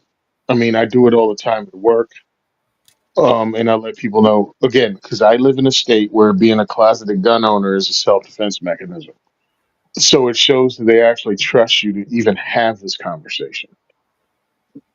So I look at it as an opportunity. Plus, it also is an opportunity to get people not only to shoot guns, and I do have ulterior motives because I'm trying to get them to come to a diversity shoot. So I have them in the room, and I can actually tell them about why they need to become advocates immediately in a conversational way, not in a we talked about this at work. Oh Lord, he's going into this here. No, no, no. Come to my event. We're gonna have fun. We're gonna eat pizza. We're gonna chill, and then I'm gonna hit you with the freaking molly wop. How you need to fight for this right. Well, no, but it's for real because if you're trying to have a conversation with somebody on the street, realistically, what kind of you can have an interaction on the street, but you're not going to really have a really good conversation on the street very often. Like it can happen, right? But it's not. You can't create that. You can't engineer it very easily. But you can definitely get people to a scenario or an environment where you can have that conversation. And part of that is the scenario, right, where they've come there on their own because they're curious or they're interested, and then you've given them again familiarization, opportunity to experience, and then answer questions. Not like we're doing here, but people that are actually in places where it matters. New York and New Jersey, I'm guessing for the most part. Well, I'm assuming you get people from New York to the Guns for Hire Yeah. one at least. New York, New Jersey, Philadelphia, and Pennsylvania. We even had a couple drive up from Delaware and Maryland. So we've had people come from around. And when we were out in Nebraska, we definitely had people from Nebraska. We had people drive up from St. Louis. So people will travel to come to the events because we try to make it fun and give you hours of this. It's not just go somewhere and shoot a gun once in your cousin's backyard, for half a magazine. That's it. So yeah, we have people that travel because we try to make it worthwhile, worth the trip. We look at everybody as this might be the only time you ever show up to one of the events, so we want to try to give you as much as possible. Says that was in the early '90s, 25 years before we got concealed carry. Dang. Well, Nice. Yep. It's crazy. Yeah, man. Hey, listen, there's only one way to stop that. most of our lives, there was no such thing as concealed carry. Like you seen it on a movie, somebody would stick a gun in their pants or something illegally. Like a cop or something would have a gun on. in a waistband, like say behind like a coat, but they never were more concealed than that, hardly. Maybe somebody who was like an undercover cop or something would have it underneath their shirt, right, in their pants. But it wasn't until dang, like the 2000s, right? Like it wasn't until like maybe the 90s a little bit. No, it was the 90s. It was the 90s people could start to carry. So it was like Hmm. in the 90s that we got concealed carry. I guess maybe that's not most of my life anymore, but it seems like for a good chunk, decades of our lives, that was the norm. Like nobody carried a gun around. And do we take it for granted now? I think we kind of do. That carrying a gun is a freedom that most everybody's got. Yeah, people do take it for granted, and it's a little bit annoying. Oh, sure. Um, and it's like, yo, bro, this isn't this isn't something to guarantee without your input, and it pisses me off. Um, Not as in like I don't like the person or anything, but it's like frustrating. I think that's the best word. It's frustrating for me to go. This can turn around very, very quickly. This can go away with one good mass shooting because you've never bothered to have a relationship with your legislators. And that's how it happens. You really need to have a freaking relationship with these people. I'm not talking about be friends or anything like that. And this is something that I've only started saying in the last year or two. Not only should you regularly contact your legislator, you should find out where they stand and be a donor. And that takes you on another level of how these people perceive you as a constituent. Because donor, now there's some money in the game. Even if it's $10, it still raises you above the people that go on to a pro gun website and just click on a form letter. Like that gets shipped to their junk mail. But if you physically handwrite something and put it in snail mail, that brings you up another level of constituent that actually took their time, penned a letter, and sent it in. And then there's the phone call people that you actually had an interaction with a member of their staff. And then there's the donor. And that could be the $10 donor, or that could be somebody that goes to one of those damn dinners when they're running for reelection and you introduce yourself. And also, even starting up an organization, I don't even mean officially starting up an organization. I mean putting together the freaking uh, 12th Street Concerned Citizens for America. And it's just a group of you and your neighbor, you and two or three of your neighbors to get together and talk about freaking lawnmowers. But you decided to give yourself a name and get involved in local politics. Like all of that's a thing. That's the levels of work you can put in without even putting yourself way out there. And I think that's what every gun owner should do. If every gun owner put in a minimum of what I just said, we could change the freaking landscape of America by being involved in the least bit. Most people are not involved at all, and they have no idea who's on their local level of politics. When I first came to Trenton, I started. I've already worked. I've done 30 years of working for the election boards as a volunteer. Well, not really a volunteer, but as a worker for elections. And the classes they give us take place in City Hall in Trenton. City Hall, I don't think could hold more than 50 people in the room in City Hall where they have the debates. I don't think 50 people, maybe 60 people could fit in that room packed. The city has 250,000 people in it, and they don't have more than 50 people at a City Hall meeting. Why Because do I that's all say that? they need. Because what was that? Because that's all they need. They didn't build it with a bigger room, so they don't need a bigger room. They don't not only did they need a bigger room, they could have used a smaller room. Because we were having a class, and it was everyone in Mercer County, which is the county that in which is the county where Trenton is. Um, they had everybody from Mercer County in that classroom to go over how to work the machines and everything. The back rows still had dust in them and Like they haven't even been cleaned. They had like spider webs and stuff like that because no one uses them. So not the whole, even the whole room gets used. That's how little most citizens are concerned about what happens on the local level. And surely all politics are local, and we blow it off continually. We are a power to be reckoned with. If you weren't, they wouldn't try to convince you so much that you're not, and that your vote doesn't count, and that it doesn't mean anything. Why bother? Well, because it means a lot. It's a good point.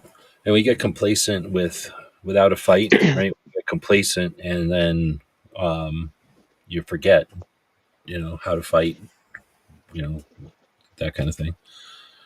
But well, an hour something in, we could rant on that a little bit, I guess. But we don't have to. We rant on that kind of stuff on the often or fairly often. But nobody's really saying anything. We got a ton of people watching. I'm surprised by how many people are watching today, but not so much by how many people are watching, but the lack of comments. Maybe we were just riffing on stuff that didn't elicit comments. But while I'm sitting here chatting, I'm gonna go look at the spreadsheet here where the responses come in and see if we've got any new responses from the website, or questions, I guess, from the website. So there's a Yeah. askunquestions.com. You can ask a question over there. I'm not doing there's no emails Oh, or anything. I'm not trying to get your email address. It's just a place you can ask questions. Go ahead. let me throw something out there. I was actually talking to Amanda Suffolk today. They're going to have Radio Row. They're going to have a Radio Row in NRA this year, Oh, okay. and they're trying to put together. They're going to have the usual suspects right on the Radio Row that are podcasters. But I was talking to Amanda, and she convinced the NRA to go with smaller podcasters too. uh, to actually have smaller podcasters, just have like a time schedule, like you got 2 hours here, and you can interview people in a booth.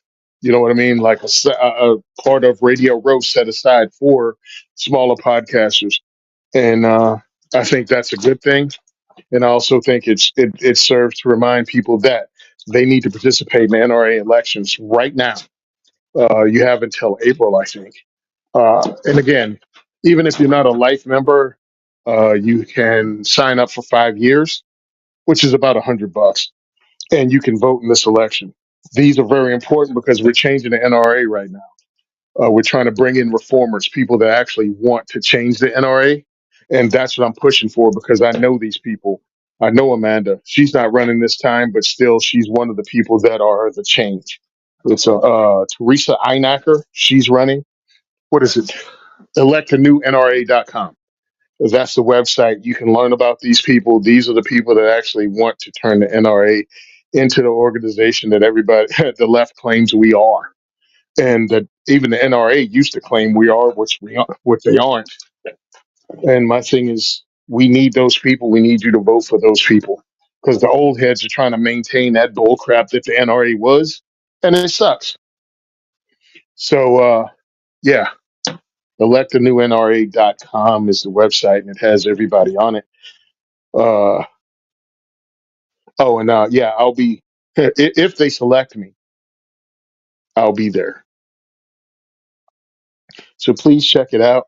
Uh, Yeah. if you if you say the NRA sucks and screw the NRA, don't even bother commenting. Cool, I get it. Go join another group and actually make that group awesome. I'm not going to argue with you that the NRA has effed up. The NRA has burned their goodwill with a lot of people.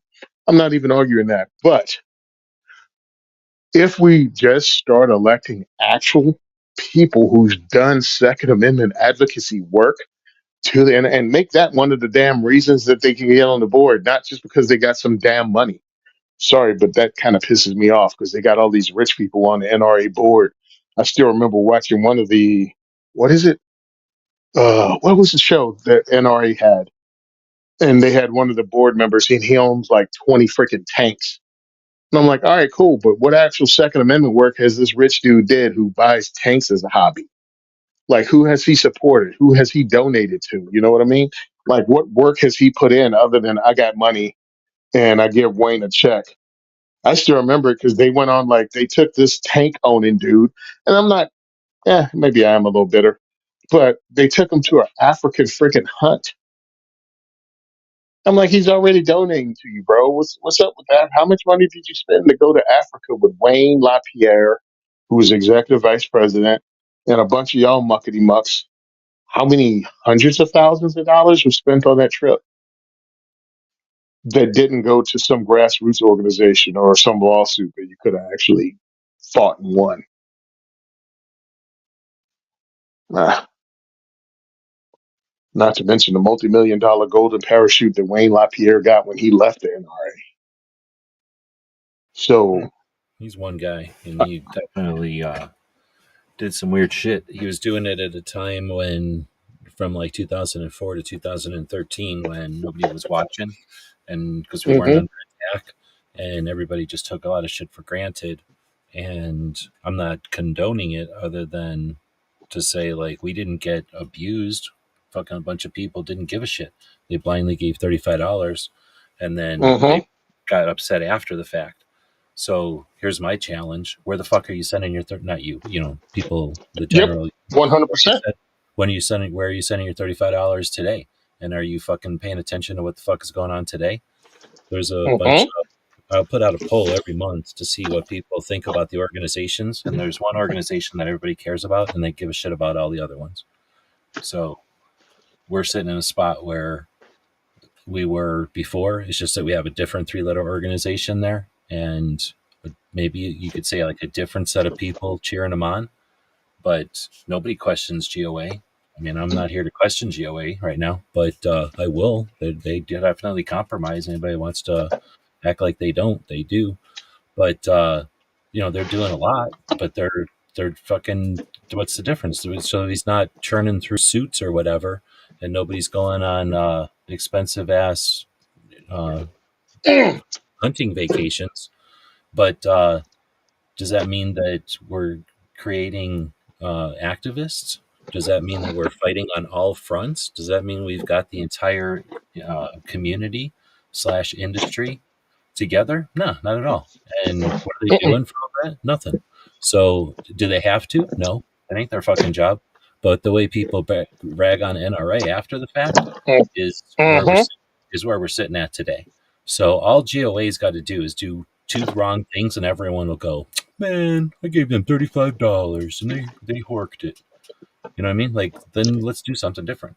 But anyway, But I'm the, not even bitching about I definitely want to see Teresa and the others who are running this time get into the board, but hmm I'm not trying to change nobody's mind. If people hate the NRA, good, hate the NRA. I don't give a fuck.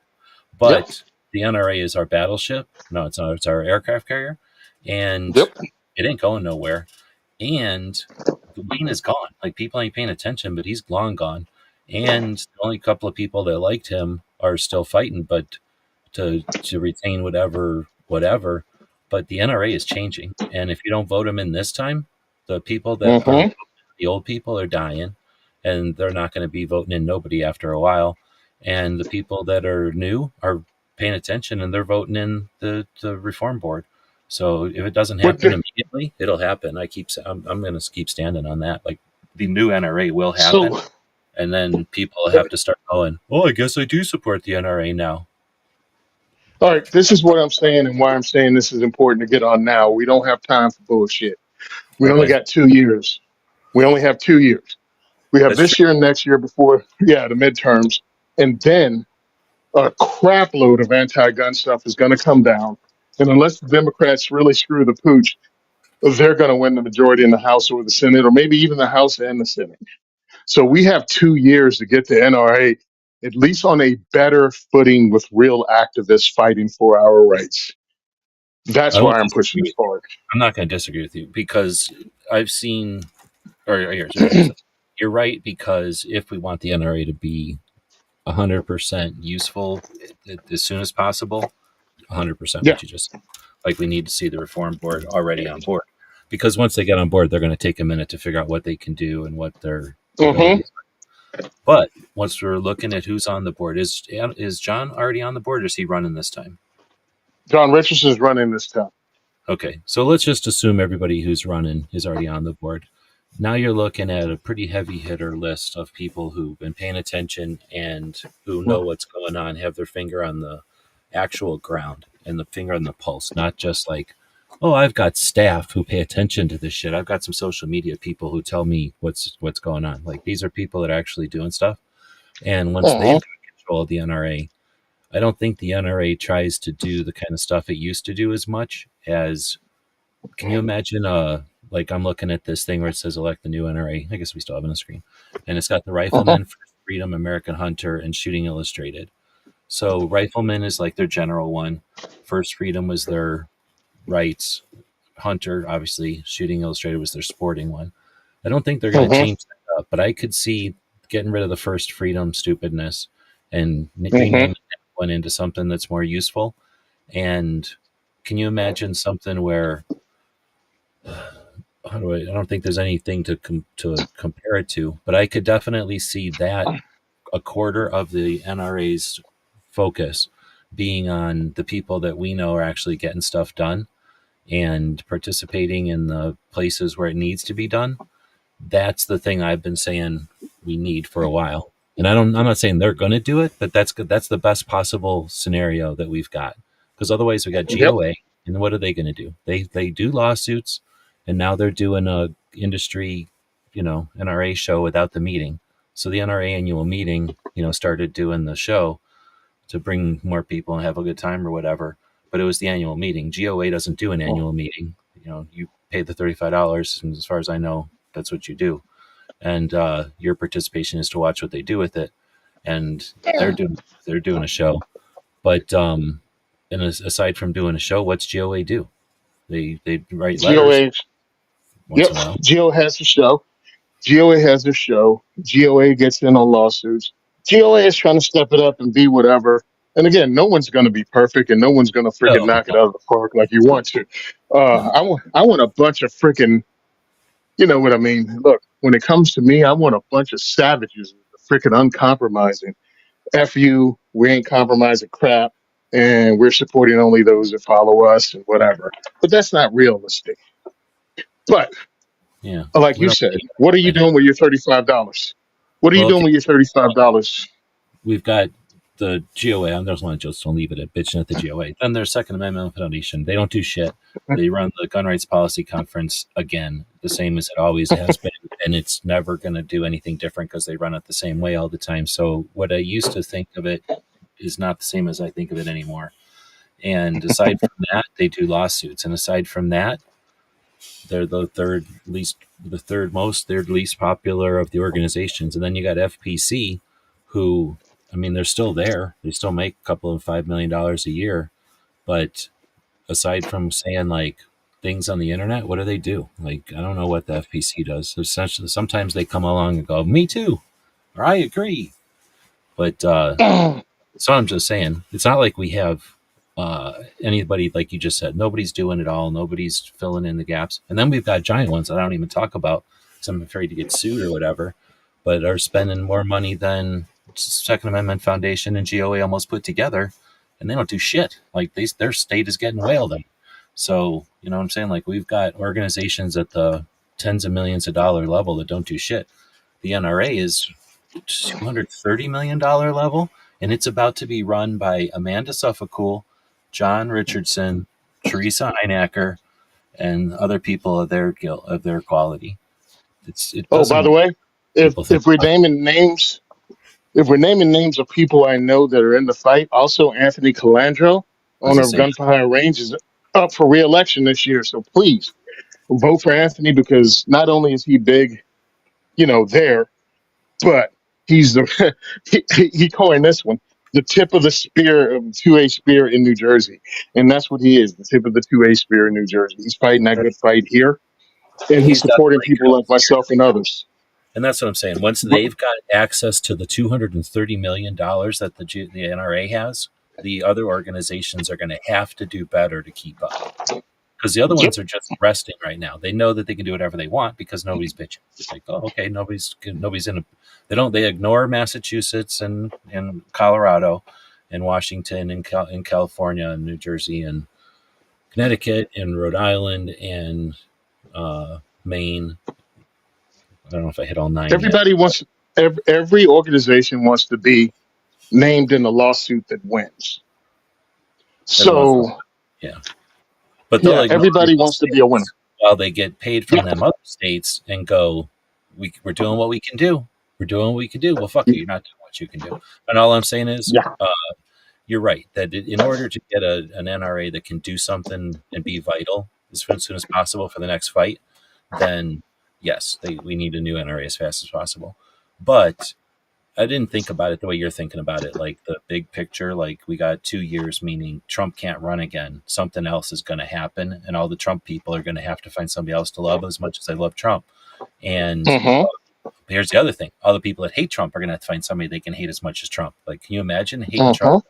your whole life, and now you can't hate Trump anymore, or at least you can, but it Oh doesn't matter. yes, But yeah. It's gonna leave a hole in some people's lives. yeah, seriously, like, well, how can I blame Trump for this still? So it's going to be a whole new world here in 4 years. And you're right, 2 years from now is when that starts changing. And he can't do shit about. He's not going to be able to do shit except maybe try to plug the next guy in, right? And we don't know if that's Vance or Yep. whoever. So anyway, you're right. That, but here's what I guess what I was getting at is what I've kind of been alluding to here. That I don't think we're going to see Second Amendment and Foundation change. I don't think FPC changes. GOA, I'm not trying to shit on them. I mean, they're doing more than anybody else is. It's just that I know there's more that can be done, and I wish they would do that. But they're not going to do nothing. But they are changing. So I'm not going to say they're not going to change because they are changing. But NRA is, I don't know what to call it, like the golden ticket or the golden nugget. I don't know what the right word to use for that, but it's Did it? the it's still there. And as soon as it's not possible that the $230 million that they've got is going to shut off as soon as the new board takes over. All that'll happen when the new board takes over is that whatever this First Freedom magazine is going to change, and it's going to become a bigger piece of the puzzle than just oh yeah, also this, like Hmm. that'll become like a shield and a sword instead of just like I don't know, whatever it was before. Before it was just talking about all the stuff that people hated the NRA for. Like everybody hated the NRA because they just came along and said, "Oh, we helped." In reality, they'd come along and throw a ton of money at stuff and go, "Yeah, we helped because we threw a bunch of ton of money at it," and everybody get offended. Well, they didn't do no work; they just paid for everything. But a lot of the times, not. But essentially, that's all Hmm. they did. But that was all their job was. Like nobody asked them to do anything other than that. They had 230. Well, at one time they had $500 million. So every time somebody needed something, they would just come along and fund it. And everybody took that for granted, and then they quit doing it, and everybody's like, "Oh, now we hate them." Anyway, that's a whole other thing. But um, all I'm saying is, once they've got that pool again, and it's people like again, I'm just saying Amanda, she's easiest to think of as the new board. As soon as those kind of people are writing the checks, it's a whole different world of funding and fighting. And you think Yep. that John Richardson and Amanda Suffolk are going to run an NRA that doesn't pay attention to the Women for Gun Rights and the Girl in a Gun and Diversity Shoot and Train and Learn and all the other stuff that's happening out there? Like, nah, it's a whole new organization. And well, like I said, it's I'm not saying it's all rainbows and unicorns when it's over, but you're right. I don't know what's happening in the next 2 years. That'd be a whole other interesting conversation, really. But I'd have to think about it for a minute. But I'm just saying, in the big picture, there's because of the giant board that the NRA has, and the reform board will bring a lot of new people in. Like, think about it. There's nobody who's going to come in and go, "No, we need more Wayne." you know, Nobody's going to come in and like challenge John Richardson's seat, saying we needed more suits for Wayne. Like, that's never going to happen again. So the only thing that could come in is somebody come in and go, like, I care more about shotguns than rifles, or I care more about Massachusetts than Rhode Island or something, right? Like it's just going to be those kind of things. But I think that what we see is an NRA that's more effective than it's ever been, and it's just a matter of time for that eventuality. And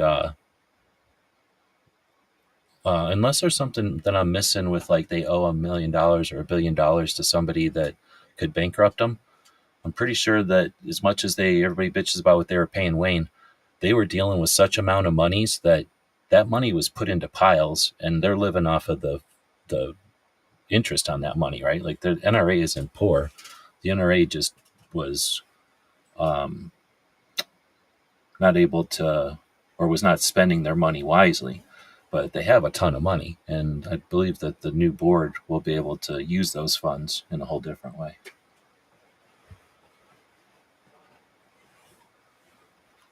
I don't know if the board does it, but the board will bring people in that are going to run it in a different way.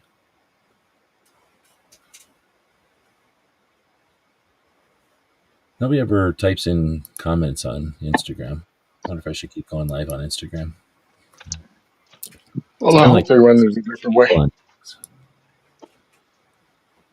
Oh, they will.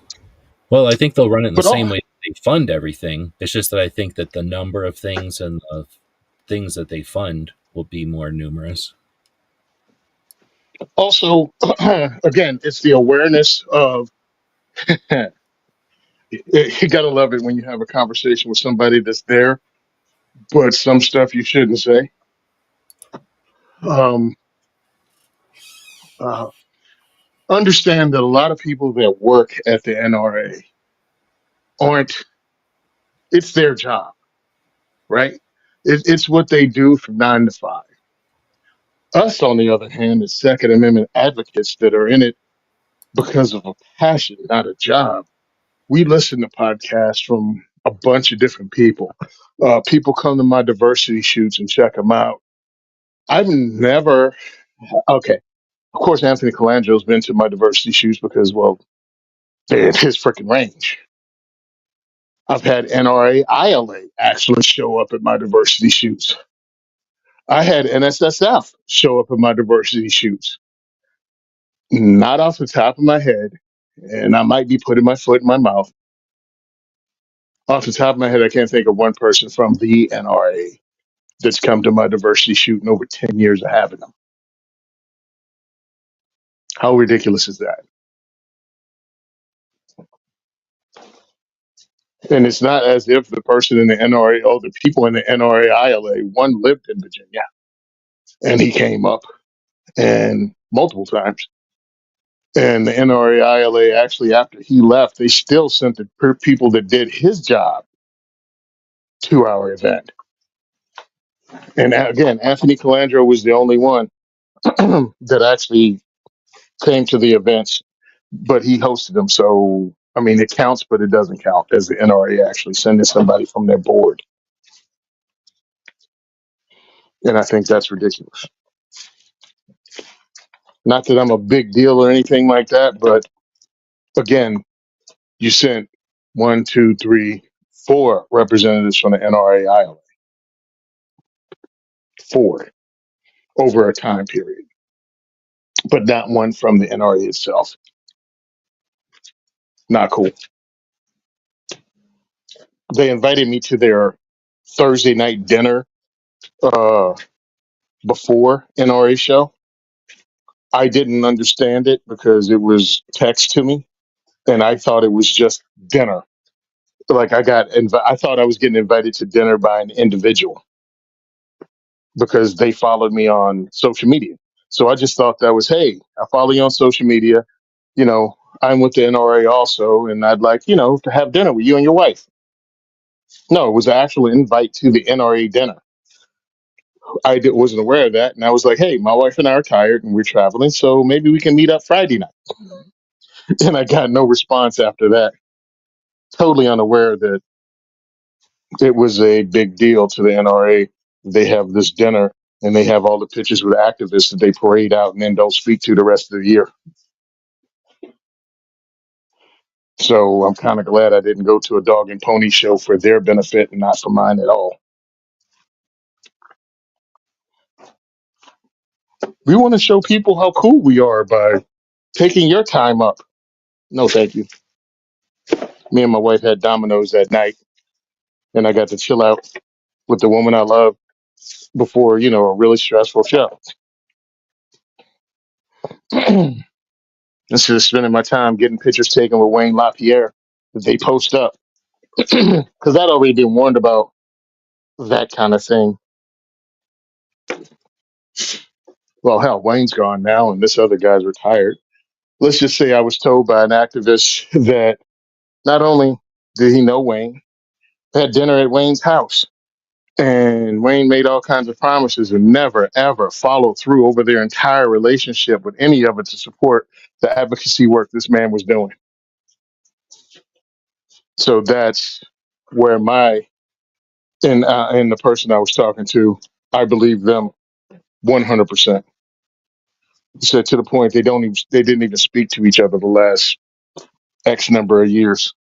They walk into a room, look at each other, and walk by, because nothing that came out of Wayne's mouth about actual grassroots advocacy ever came true.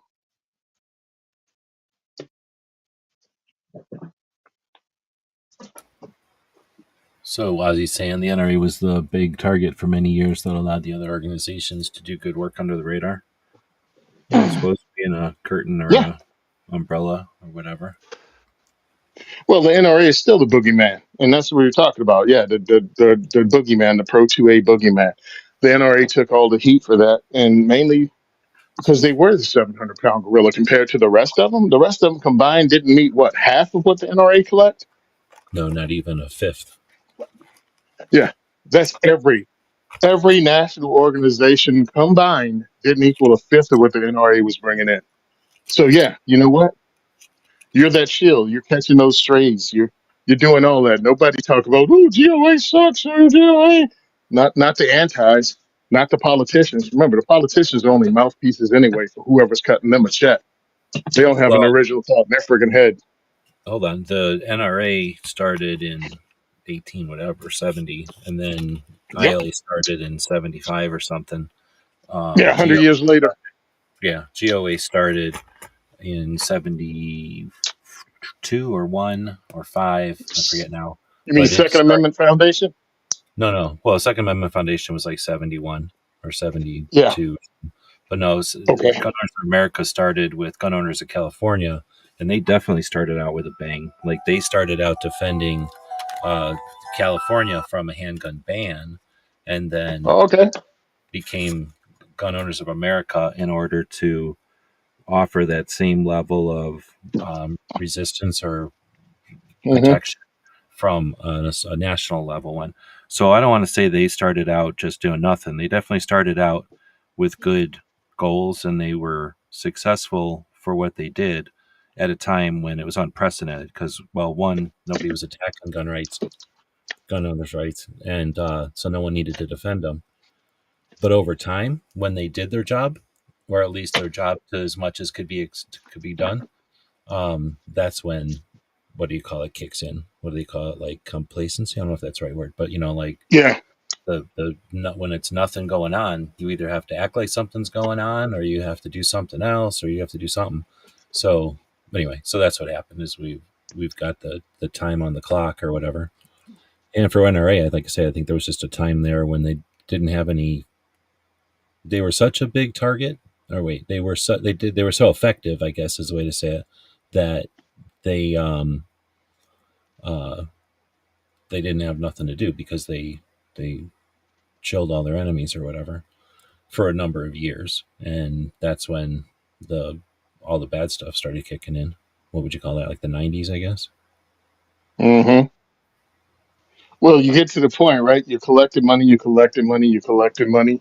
Then you have to spend money, and you want to spend it on a win, right? I mean, it's like spending money on advertising. Uh, you want your campaign to work. So that's why I look at it as support your local organizations first. If you're prioritizing, your local organizations are in the fight.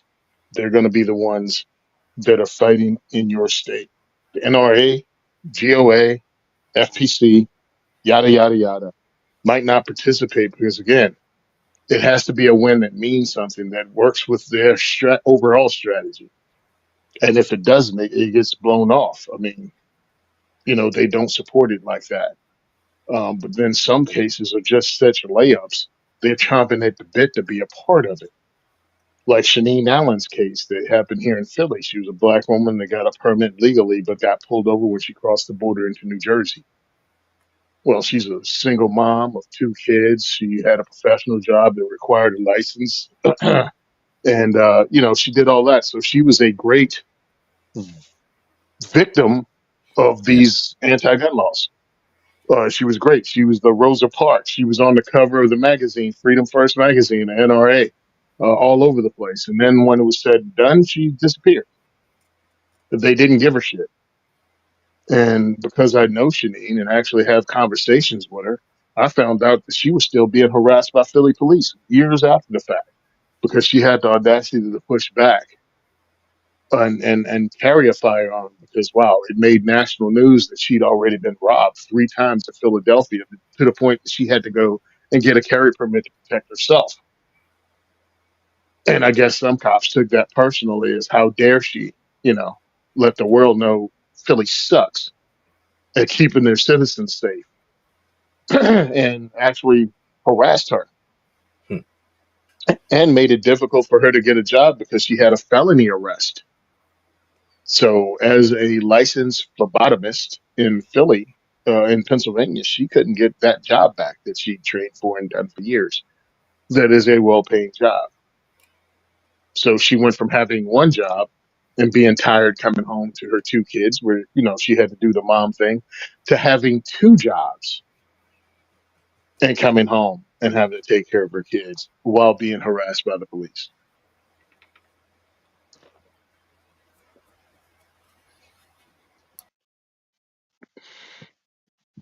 But that's what civil rights organizations do. Most people have no idea what happened to Rosa Parks after the Montgomery boycott.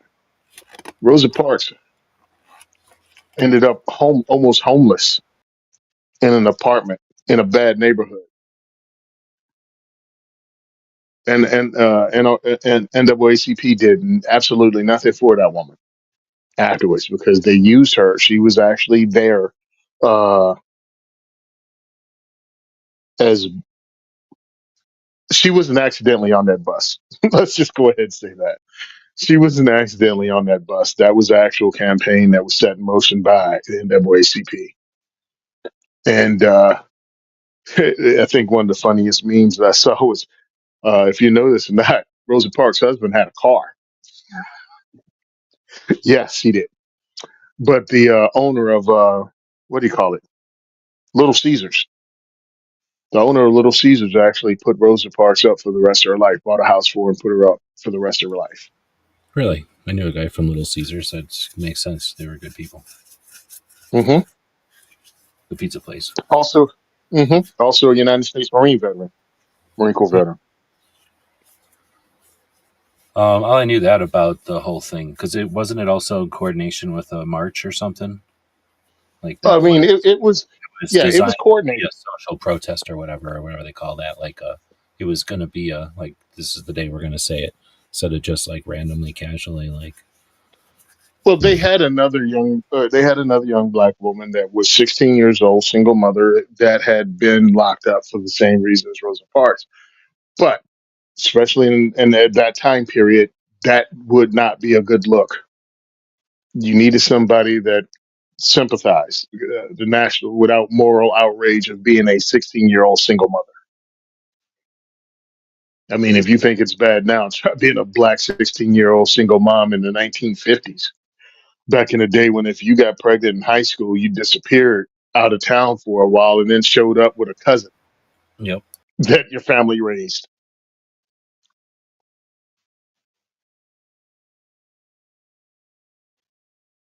Freaking dark, dark with all the sarcasm. Um, yeah. So I mean, we're all adults here.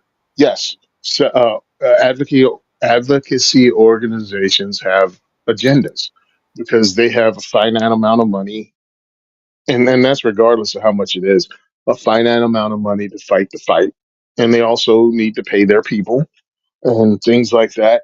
And that's also why I say it's important that if it really, really bothers you that these big organizations have a lot of money coming in, again, where's your $35 going? send it to somebody that's in the fight. And diversityshoot.com is one that's in the fight. But your local organizations are great for it.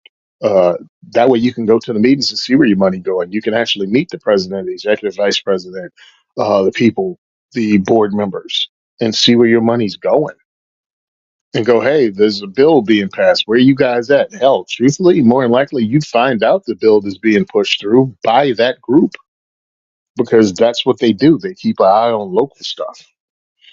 They just had something go down here trying to push more bills through here in Jersey. And I really did. I think I told you guys last week. I didn't feel guilty about not going. I'm like, yo, I'm an advocate, but I'm doing my own thing and going there and sitting around and talking to a bunch of people that give a damn if I'm in the room or not. I'm not doing that. That's a waste of my limited amount of time. I'd rather take a day off and meet 25 new people at a diversity shoot and let them know what's going on in the state, introduce them to the Second Amendment groups in the state, have them maybe even join, because right now I do U.S. Law Shield. If you guys are thinking about doing something, you look it up and you've decided to use U.S. Law Shield, you can use my code 2A4E.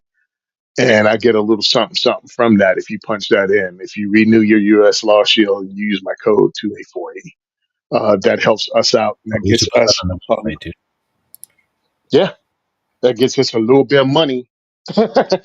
Hey, each one of you that signs up for U.S. Law Shield, you pay for a pizza at an event. Yeah, Half a promo pizza. code 2A4E. And I 100% appreciate it because it does take a bunch of freaking stress off of me. Uh, Someone just donated a half a case of ammo. Thank you very much. Um, Frankie, he just contacted me today and told me it's waiting. So I'm going to go pick that up. And a half a case of ammo is awesome. Half a case of nine, that's what, 250 rounds? That'll get burned up at one event. I imagine anybody can call up one of the ranges that you're at and say buy X amount of ammo and then put it aside for the Yep, diversity. 100%. We got the schedule there. We have, thanks to you, we have the website there for the ranges we're at. Just click on it and do it to it. The only range that doesn't have ammo for sale is recoil. But you know what you can do? Same amount of money you were going to put in ammo, buy. They have stuff there that you can buy. You know what I mean? Air protection, eye protection, cleaning kits. You can spend that money on that, and those become raffle items for us. So it all helps. Oh, that's cool. Yeah. It all helps. Any money I get just goes directly back into this, and I'm proud of it, dude. I put in the work, and I think it's important what we do. I just laugh at myself because I'm like, well, who runs the organization? Who makes the decisions? Who's me? It's me. But when an event happens, it's we. I have an amazing crew of people that enjoy doing this and see this as a very important part of being a firearms owner and even being an American.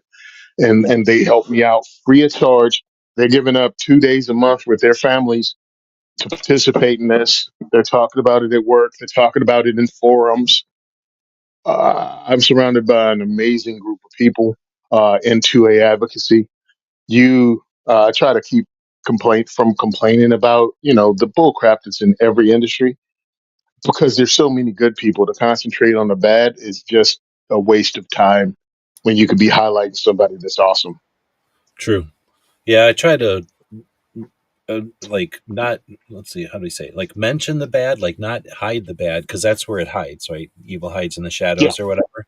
It depends. It needs people to not talk about it, and usually people get scammed and they don't want to talk about getting scammed, or they spent money and they just don't want to talk about it anymore, or they just don't want to be polite or whatever. But same time, I think you're right there that if you spend any amount of time, you're just wasting the time you could have spent talking about the good that's out there.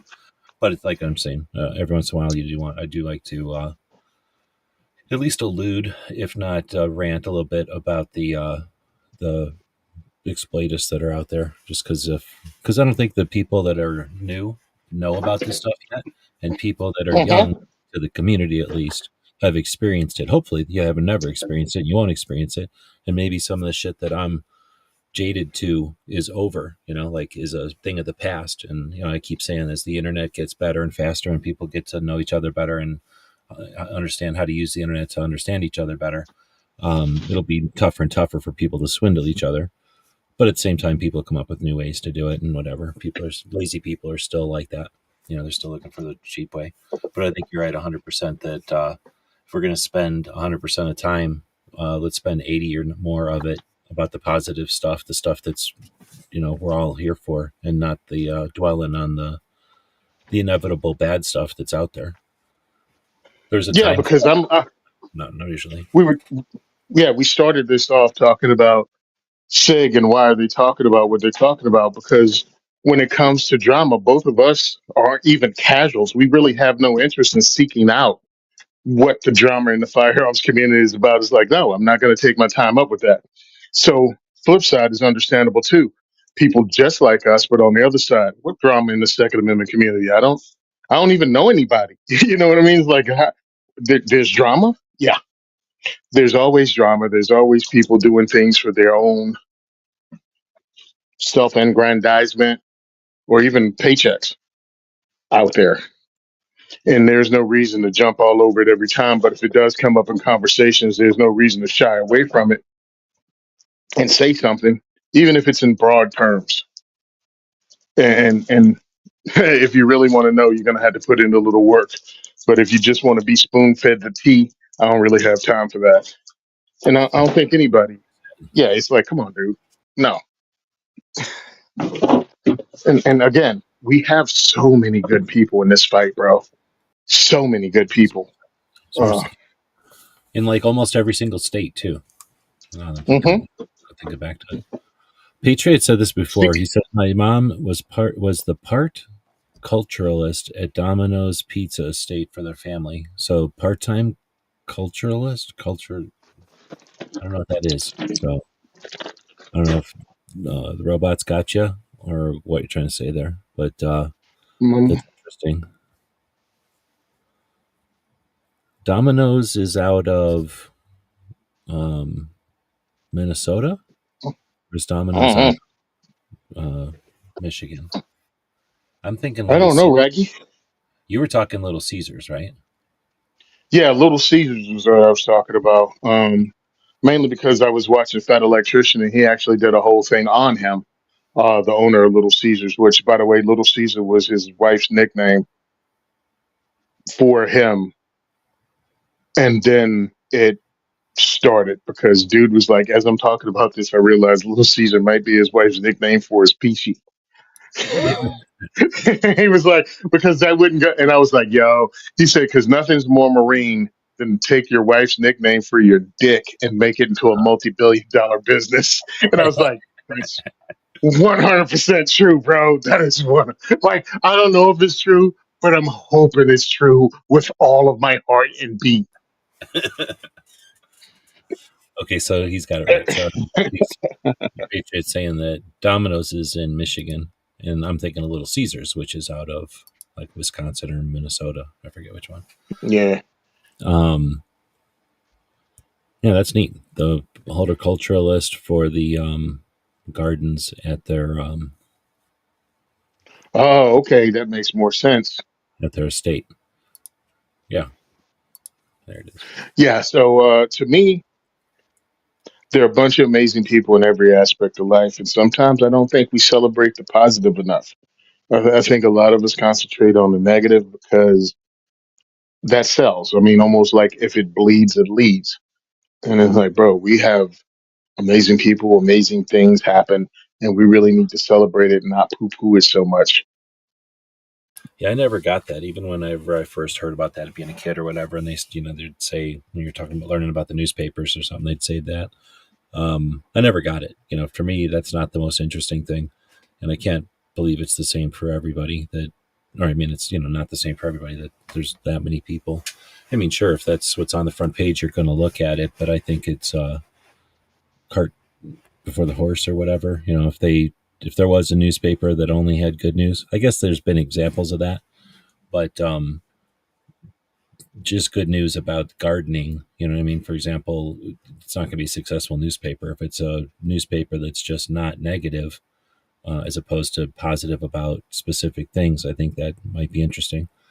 But yeah, I don't know where if that's true or if it's the cart lead. I'm not think I'm saying the right thing, but you know what I'm saying. If the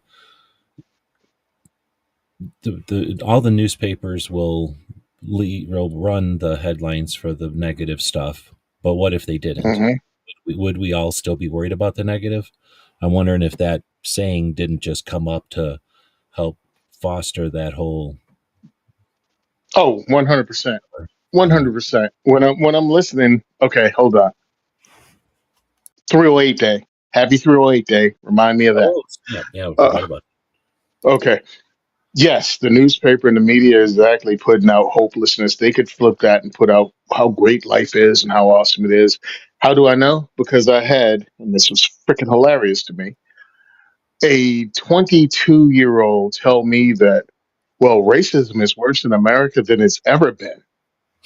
A white kid from the suburbs telling me, a black man that was born, raised, and went to school in the South, from Virginia to South Carolina to Mississippi, to tell me that racism is worse than it's ever been. And I looked at him and went, "Who the F told you that?"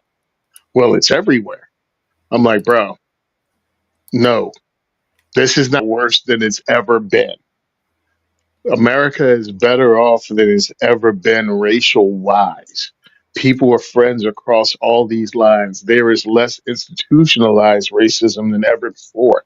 I'm not saying it doesn't exist. I'm saying there's less. There's still racism, there's still biases, and there's still prejudices because we're still freaking human. But there is a lot less than before.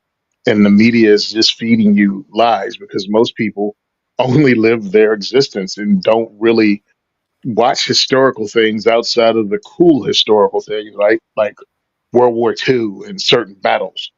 But they don't look at the social part of it, or they don't understand the perspective of somebody that was a minority in that time period and what their lives was like because, well, nobody really lately they've started making movies about it, but that's not really something people grew up on or even hearing about. So no, we're a lot better off than we used to be. And it doesn't take too many movies about the first black fill in the blank of whatever it is to see how bad it was and understand if those movies were made from anybody from World War II down, many of the people depicted in those movies are alive today. It isn't ancient history. It's done in their lifetime. The black women from the space program that was in the Kevin Costner movie, they are alive today, and they had to deal with that racism. You're going to tell them that it's worse now than when they were there and couldn't use a freaking white bathroom? Stop it. Is that the But movie where that's that lady something. has to run like to the other building Yep. and she wants to go to the Hmm. bathroom? And they're like, "What do you keep Yep. leaving?" Yeah. Yeah. Yeah. Yeah. That was just to use the bathroom. Uh, Understand, my grandmother worked in the kitchen of a truck stop. They wouldn't let black people through the front door of the truck stop. Black people had to go around the back door of the truck stop to get food if they allowed them to even serve it there, even though they had a black woman in the kitchen. That's not some lady I read about. That was my grandmother I grew up with. So yeah, no, racism has been a lot worse, and there was nothing you could possibly do about it. Now there's always something you can do about it, from lawsuits to lawsuits to actual crimes being committed. So yeah, we're in a freaking wonderful time. I love this country. There's always time for and room for improvement and everything, and nothing's perfect. Get over yourself. But yeah, we're a lot better off than we have ever been in the history of this country, for real. Now we're being manipulated more with divisiveness than I think in a very, very long time. For the last 20 years we've been messed with. That's just my opinion. Wait a minute, what year is it? For the last It's 10 to 25. 15 years. Yeah, ever Yeah. since the internet. Well, it's not the whole time the internet, because the internet started out and they didn't know what they could do with it. I'd say Facebook around there, Facebook and YouTube. So 2000, I'm saying 10 to now, 20, 15 years. But they've been hardcore with it. And that's some people's whole lifetime. And it's a lot of Hmm. people's recollection, right? It's all we can remember anymore. But you're right. Like they can put a surface out there that gives you an impression. At least I think that's where you were going. Like Yep. if your impression is that everything's shitty, and then you never go out your front door to go see if things are shitty or not, how do you know if things are shitty? You're being told they're shitty, so you're going to think they're shitty. Um, And it doesn't take and much I'm not life saying they aren't experience to shitty. go. I'm just saying you don't No. know they are. Yep. Exactly. I mean, and my thing, one of the things that they pointed it out to me, because I don't think about it. I host my events and I tell people you're being lied to and manipulated. The proof of it was when I got a flat tire, and I think 15 to 20 different people actually stopped from every race, age group, and gender to ask if they could help the giant black dude that's on the side of the road with a scully, a hoodie, a scully, and I had my face mask on because it was chilly. So I had it just pulled up to keep my neck, warm. And I'm like, seriously, dude? Like, and I had no problem with it. And I had AAA on the way, and I didn't need anyone help. But I thanked every one of those people from the bottom of my heart. And I'm like, these are the people they telling you hate you. Meanwhile, I had little. The one was a college age girl that stopped, gets out of a vehicle, and comes and approaches me, and I'm like, hey, I'm that age now that in my mind is like all of a sudden you turn into that uncle or the dad. It's like, don't you ever pull over on the side of the road and that's a stranger, especially one as big as I am. Hi, do you need help? I'm just right here, totally defenseless. Like, don't you ever do that? Crack the window, ask the call, like, hey, can I call somebody for you? Don't get out of the vehicle and approach me. I could throw your little butt in the car and take off. But anyway, that's beyond that. Let's talk about 308 day. Yeah, it's 08 day. So I forgot. Thanks for mentioning it. I meant to get up this morning and post my traditional 308 post. I'll throw it up on the screen here so people can vote on, or you can just vote.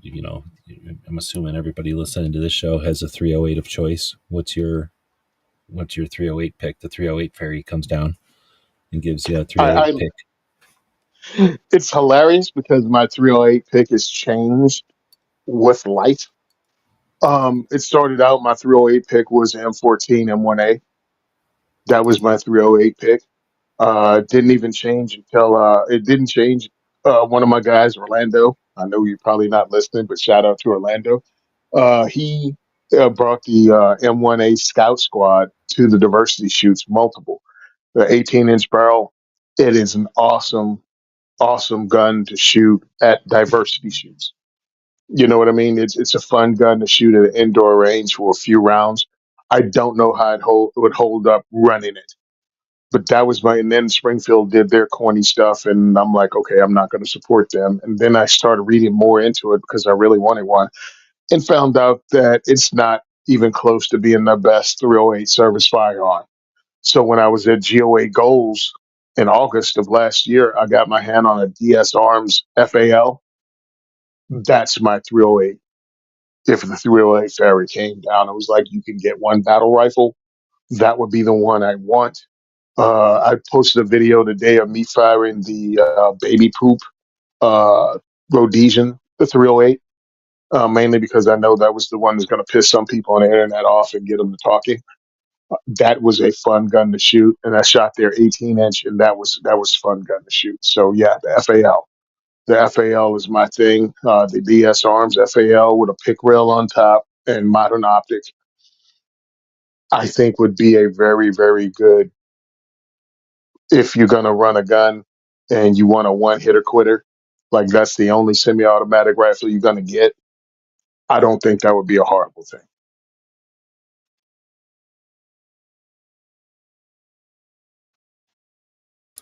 I don't see anybody voting yet, but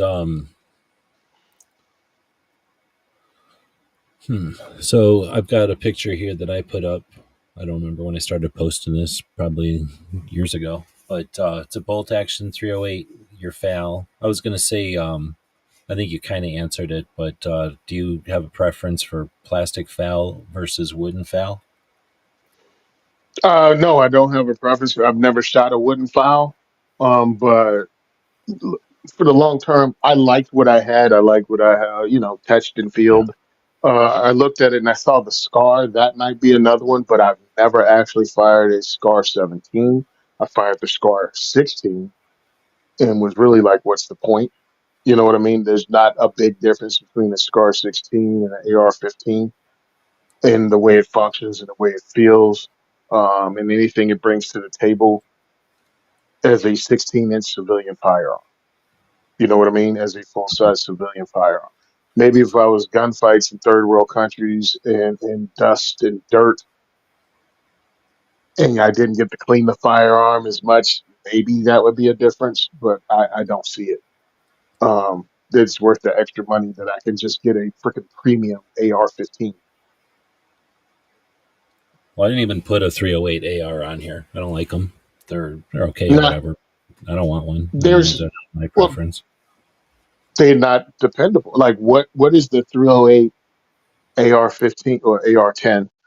What is the 308 AR that has a reputation that comes anywhere close to an FAL, to a SCAR, to a G3, even to a M14 or M1A?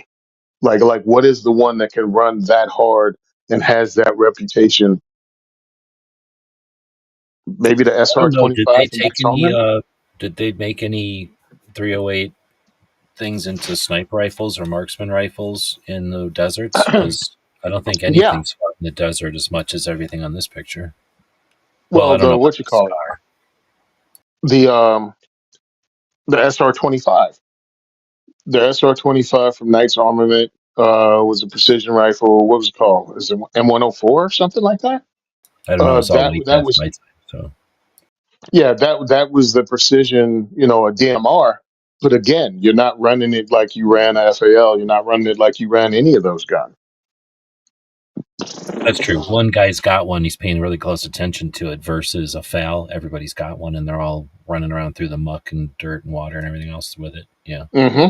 and it Yeah, has to all work the files. constantly. Same with Yeah, your the mini HK 14s or your M14s.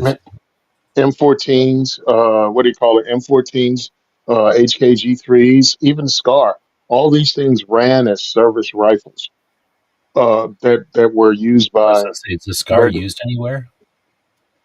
The SCAR? Yeah, Yeah, yeah, by U.S. Special.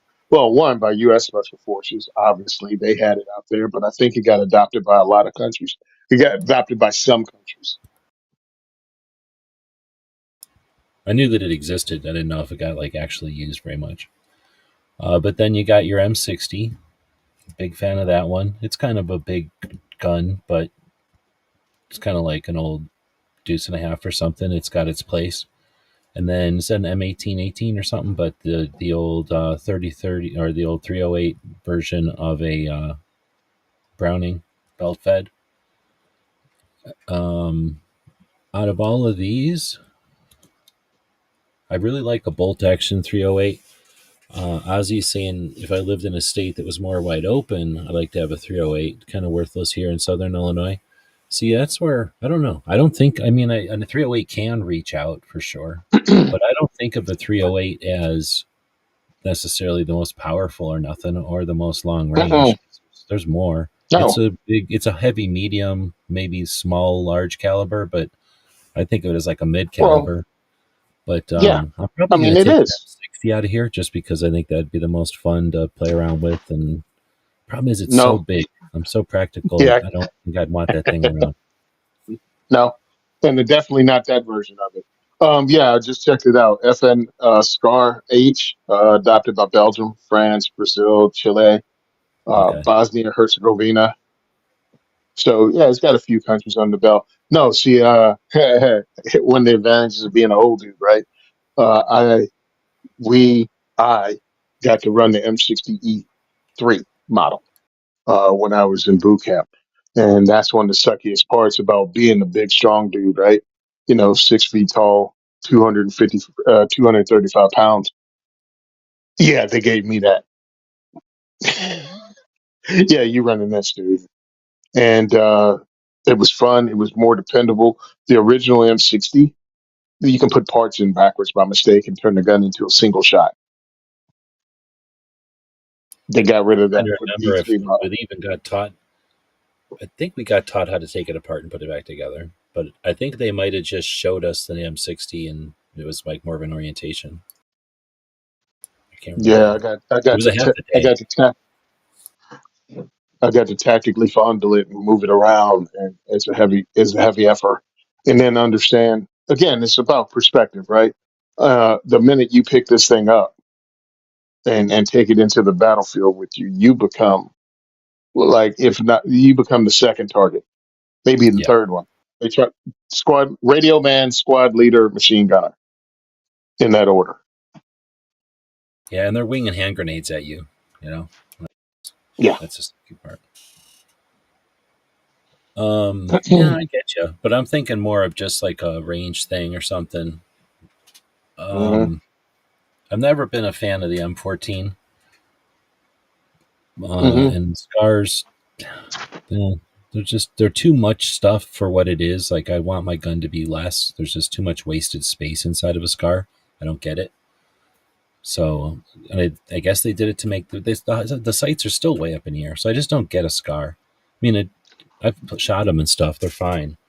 I mean, I like them. They're neat guns, but I'm not gonna get one. In the FAL, I owned a FAL, and I did get rid of it. And here's the only reason is because I'm a cheap. So I don't have a Yeah. fancy safe. I have like a very less fancy safe, so it wouldn't fit in my safe. It's too damn long, and there's nothing you can bend on a FAL or nothing. Like I guess there are paratrooper models. I didn't have one, but it just didn't fit in my safe good. So it's the same as like an Mm. SVD or something. Like I'd like one, but I couldn't put it in my safe. And I can't say an M60 it'd fit in there maybe, but it wouldn't. Actually, I don't even know if it would. They are pretty long, but it would be so big it would take up the space of like three other guns. So I don't know. I'm being practical here, but Ain't nothing wrong with it's that. hard Yeah. to. If I had to pick, I guess I'm going to go FAL too. But I'm going to go to wood FAL. I like the wood handguards on them for some reason. Oh, that's cool. I You know just what? hear that all the time. Feel. I, I'm a nerd, right? I'm a gun nerd. I love surplus. I love the guns with stories. And to me, you give me because the Israelis had one, and this is going way back when before Springfield Armory uh, turned into a bunch of unmitigated a-holes. It had to be in the 80s. They had a build. They had a build of FALs, heavy barrel FAL carrying handle with a bipod. Yeah, yeah. I think they called it the SA 58, if I remember correctly. Again, I'm going back to one of the, Yeah, that sounds something like I've heard before. yeah. I mean, this is me pulling it from my memory and going back to the magazines I read until the pages fell apart, and everything from Soldier of Fortune to Survival, Survival Guide. But I thought that was cool because you had a heavy barrel, long barrel, bipod, and that heavy 308 7.62 by 51 that is just no joke. And I think that's one of the things I fell in love with. I like the story. I like the story, dude. I like the story. That's why I have some of the guns I have. I mean, that's why I purchased the Ohio National Guard freaking Wingmaster combat shotguns when they got rid of them. One of the guys, Matthew, told me about it. Hey, dude, did you see this sale going on of freaking shotguns from surplus shotguns from Ohio National Guard? Man, I left skid marks on the internet. I was over on that website so fast. And I'm just sad I only picked one up. So yeah, I like the story behind it. I like older guns. You don't have a G3 on here. At HK G3 be something else.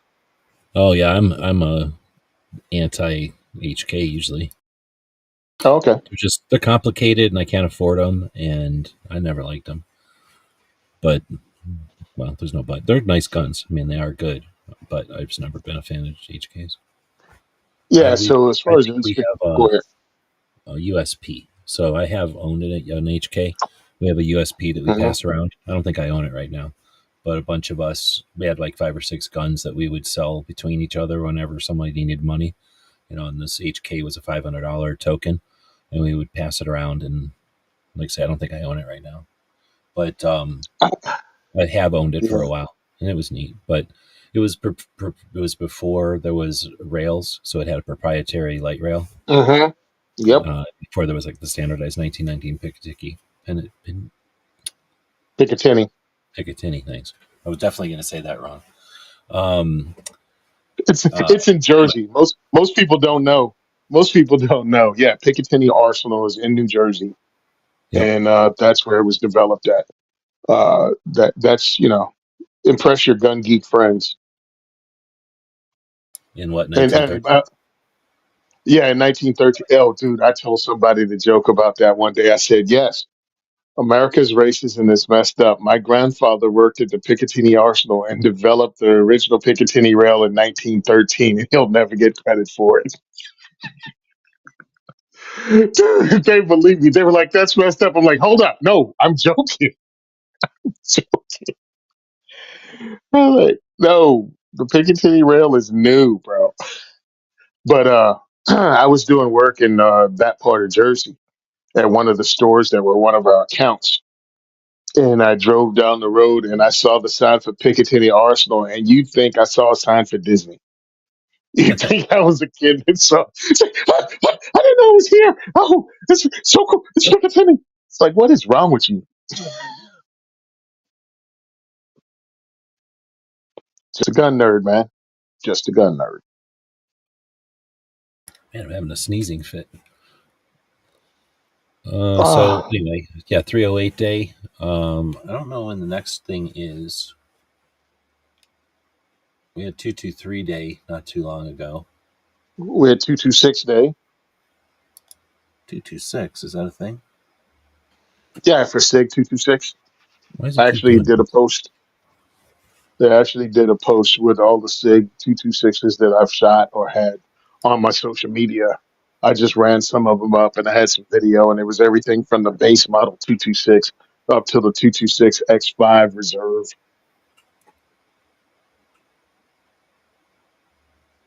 which is like, a $2,500 P226, but is the epitome of P226ness.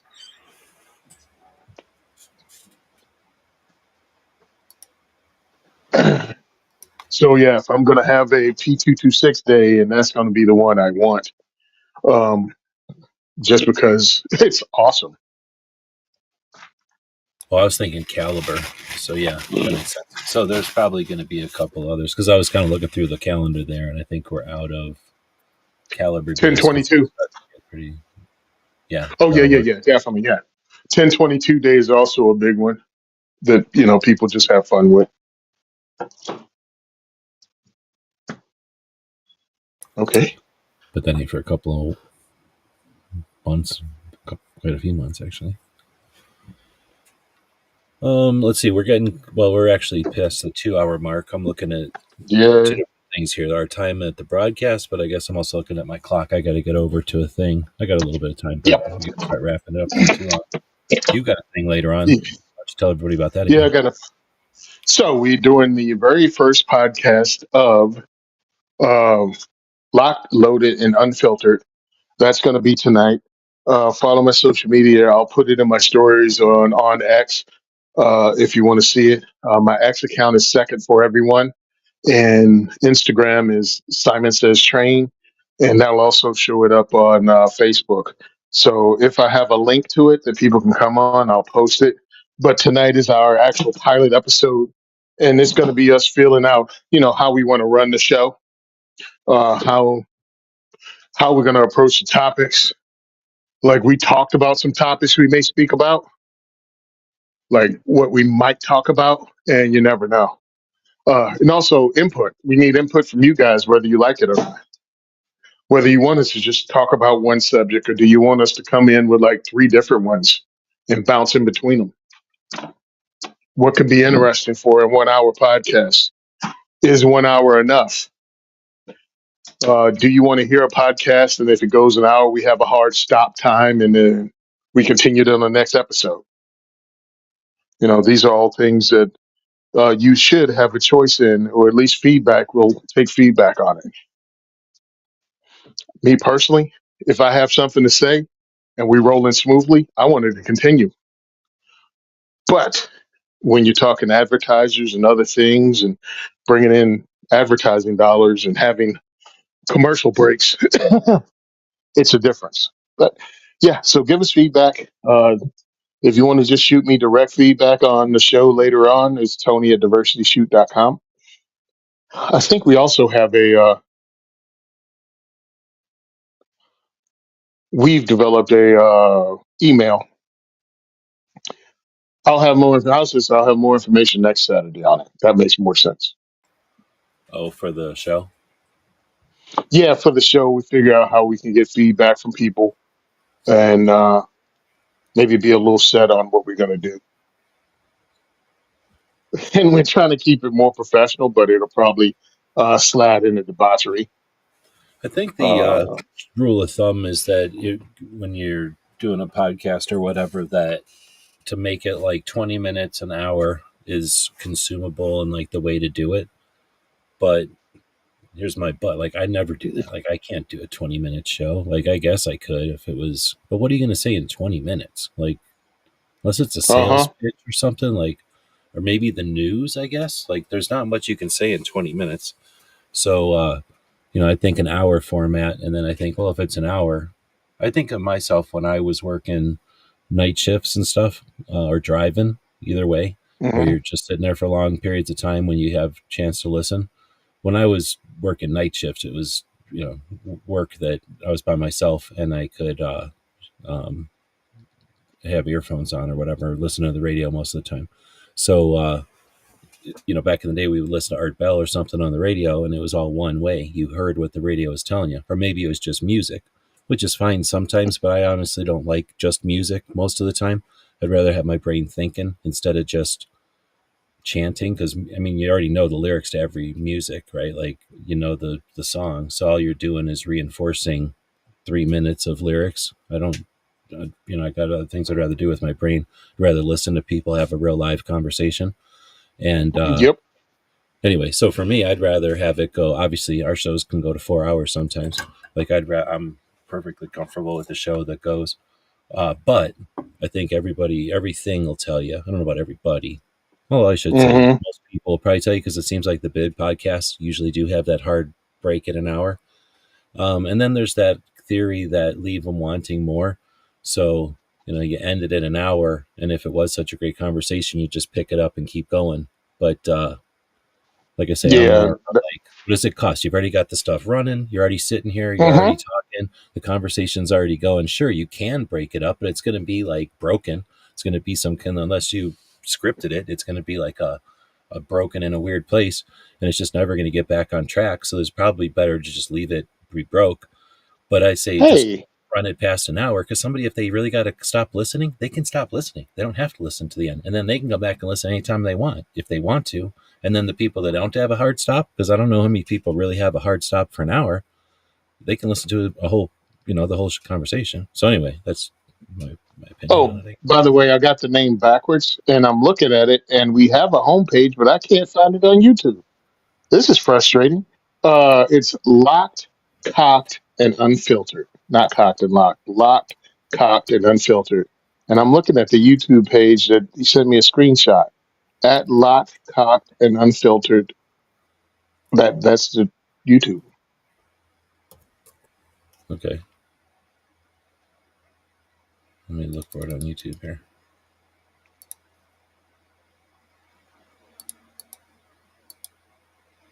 You're not finding it. AND unfiltered. Yeah, I'm typing it all in as one thing with the at ampersand, whatever you call that thing.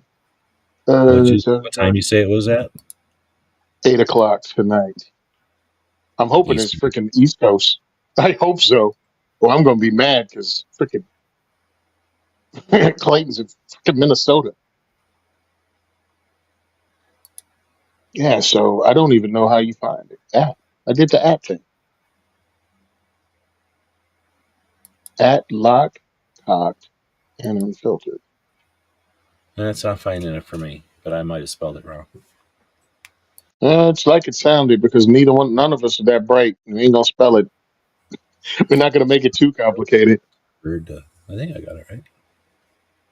Locked, cocked, and unfiltered. Oh, you're saying an percent instead of the No, thing. no, no. The word A and D. Yeah, A and D and unfiltered. A bold and engaging podcast where three guys from inside the freedom community, and that's all I see on the screenshot. And it should have F8, no, F35. Yeah, F35 on the picture. Or eagle diving down with a flag. I don't know. But the picture I have that he sent me on the screenshot is a fighter plane. Hmm. Yeah, I can't find it, man. Anyway, that sucks. But we'll do it and I'll have more information for you. And again, it's gonna be the pilot episode. Hopefully people like it and we'll have some better idea of the format we want. I want to talk about some things, because it bounces between. Uh, I like giving information out that's actually helpful to new people about firearms because that's what brings a lot of people in. I just want to talk about guns. Cool, we can talk about guns. Now here's a little bit about advocacy so you can keep your guns. Here's a little bit about advocacy so they don't limit the amount of rounds you can have for your guns or the caliber of your gun. Like that's how it ties in. It's just not all about politics because I hate politics. Dude, if I could only hang out with my friends and shoot guns, cool. I don't want to be doing this crap. I love it. I love the fact that I host a diversity shoot, but I hate that it's necessary. How's that? I enjoy the opportunity, but I hate that it's You'd necessary. probably be doing it, but you wouldn't have to talk about the advocacy part of it. You could be doing it and then be like, and then go buy whatever gun you're going to go buy, or like then go Yeah, hunting or because collecting or whatever. yeah, I was doing it in 2012, 2013, when we were hosting the Minuteman Challenge. But I mean, that was also tied into kind of advocacy of trying to get people to actually take the guns out of the closet and shoot them. Because a lot of people talk about guns and they talk about shooting, but they don't do any of it. And it's like, come on, man, grab your gun, get into a competition. We love it. We're gonna have fun and give stuff away. And that's what we did. We ended up having one championship or two championships. I can't remember which one. Two. We had two championships. We did 2 years of it. Ended up, thank you to High Point because they actually donated 995 carbine, and other companies donated stuff that we actually gave away to the winners. So it was pretty cool. Again, I feel blessed being in this industry, making the friends I did, and making the acquaintances I did. And I think they, should get props for being awesome and doing stuff on a handshake and get nothing out of it in most cases, or at least not asking for anything out of it. Like High Point and Charlie Brown, who's also running for the NRA board, was like, dude, that's awesome that you're doing this. And then he contacted, who he works with down there and said, hey, make sure Tony gets a couple of friggin' rifles. And they just send them to the FFL. Not, hey, review our rifles, not even make a High Point commercial on your podcast, even though I did it. They asked for absolutely nothing. One reason I did it was to thank them on my own. And another reason I did it was to build commercials into my podcast. So when I started getting paid commercials, that spot's already there and people that listen to the show are used to them. You're used to hearing a commercial.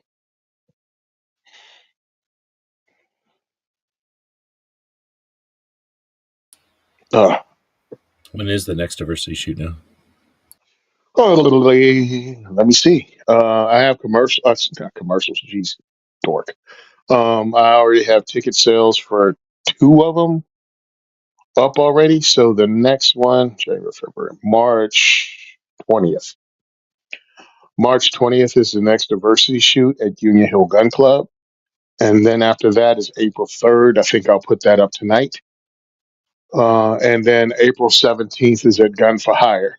The reason I got gun for hire up so quickly was because remember last weekend I told you that I was participating in a Rutgers study on black firearms ownership.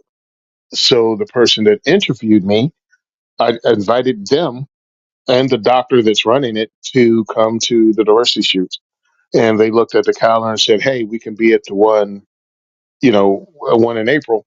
So I was like, "All right, cool." So I went and created the event on Eventbrite, made sure they had tickets already.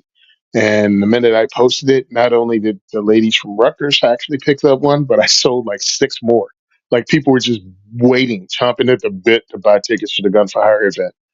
So I think I've sold half a dozen tickets to the Gun for Hire event. I sold like four tickets to the Recoil event, and that's in 2 weeks. So if you want to go to Diversity Shoot, go to diversityshoot.com and follow the links to the Eventbrite and purchase your tickets. If you want to just follow me on Eventbrite, that would be great. We have almost, I think, like 220 followers on Eventbrite. That means every time I buy a ticket, you get an email that says I bought a ticket. Excuse me, tickets are available. And that's really great because that allows people to know, hey, something's going on. You can share it with your family and your friends.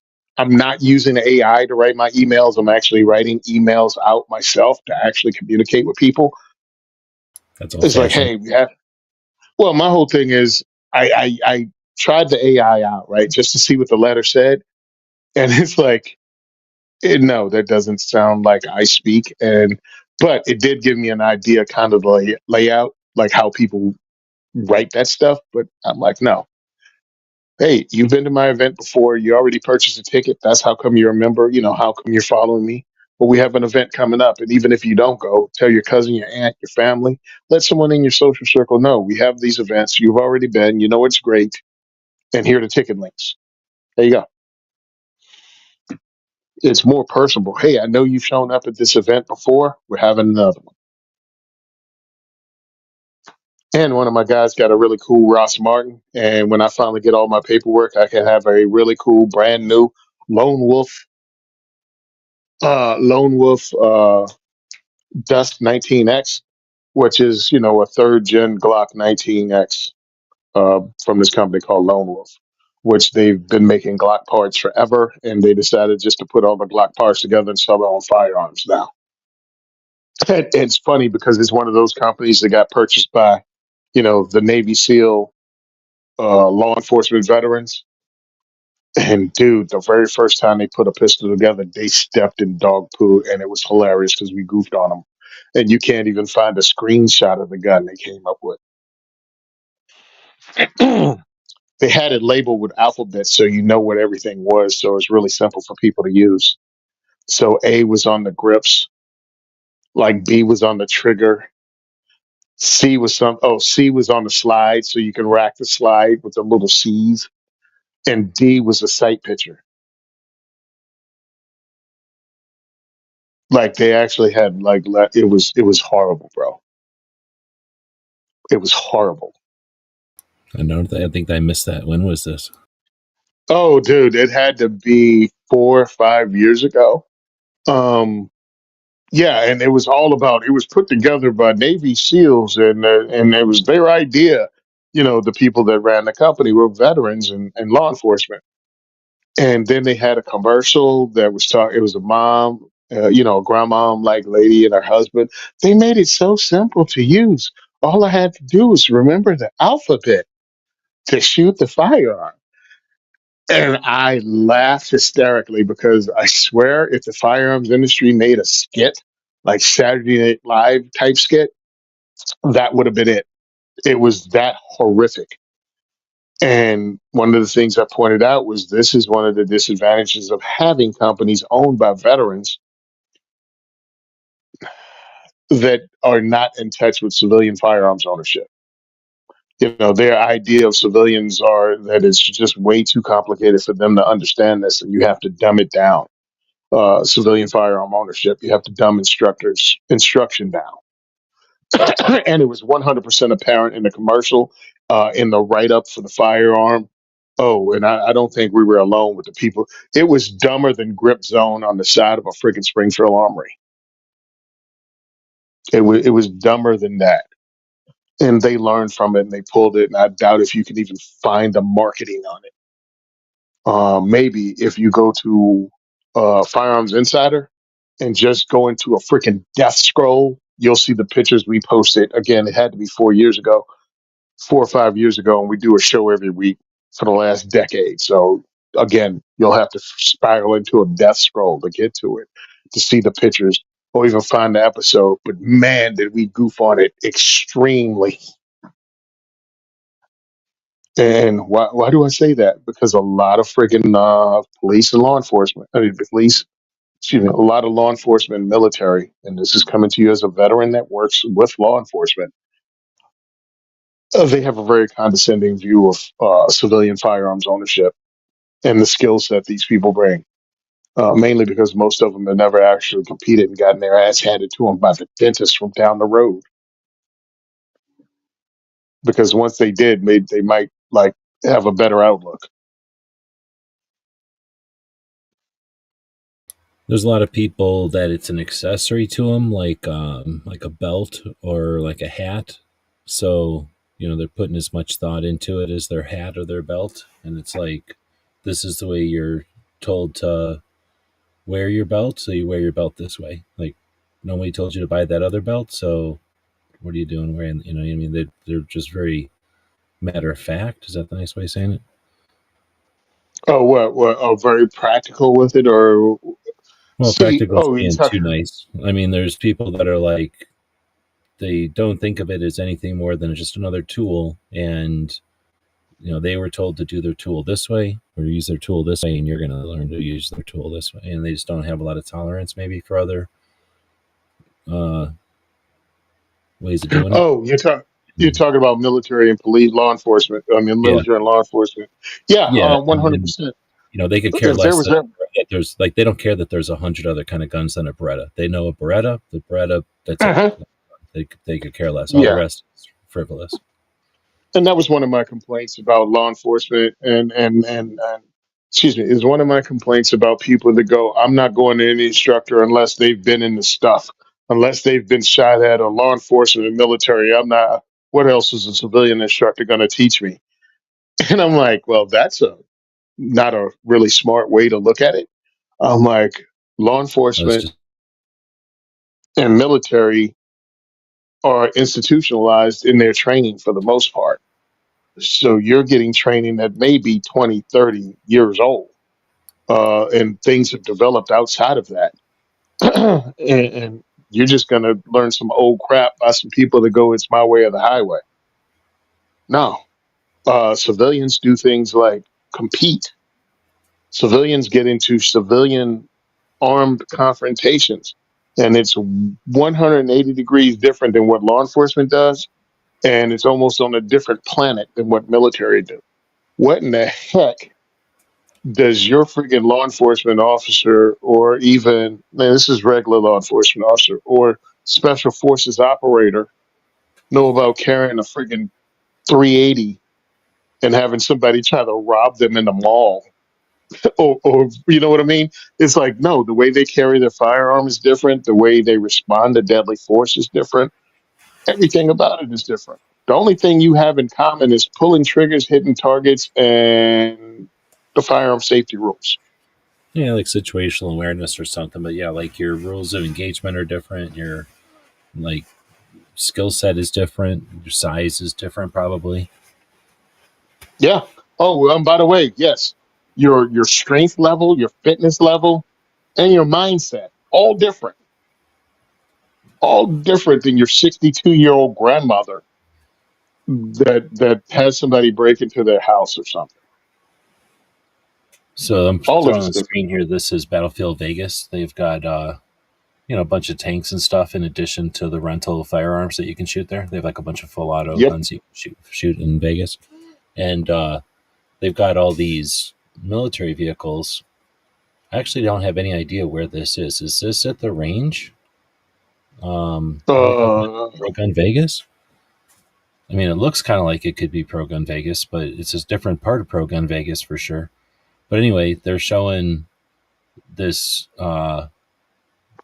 like drone footage of when I first saw it. I seen I'll show you what I first seen. This is the attack drone right here, like the ordnance drone. Bam, hits the tank. This is a third drone showing it, and that's the. This is what I saw though, and I'm like, what is this? How are they showing a drone chasing a drone? Like, why are they showing this? And I thought it was maybe a drone with one of those 360 cameras hanging off of it, but I think what they're showing is that they can do. You can use a drone to attack a tank at Battlefield Vegas. That's friggin' awesome, dude. Is that they now offer night training that's combined with unmanned vehicles and armor components for a more realistic training environment. Yeah, that's pretty neat. Just being able to Well, fly a drone at a moving tank would be super cool. Like some nerds, I think that oh, would be a fun thing to do. I don't know if I'd pay for it, but it would certainly be fun. So we I probably transferred we transferred 30 or 31 M1 Abrams tanks to the Ukraine. 19 of them were knocked out by drones.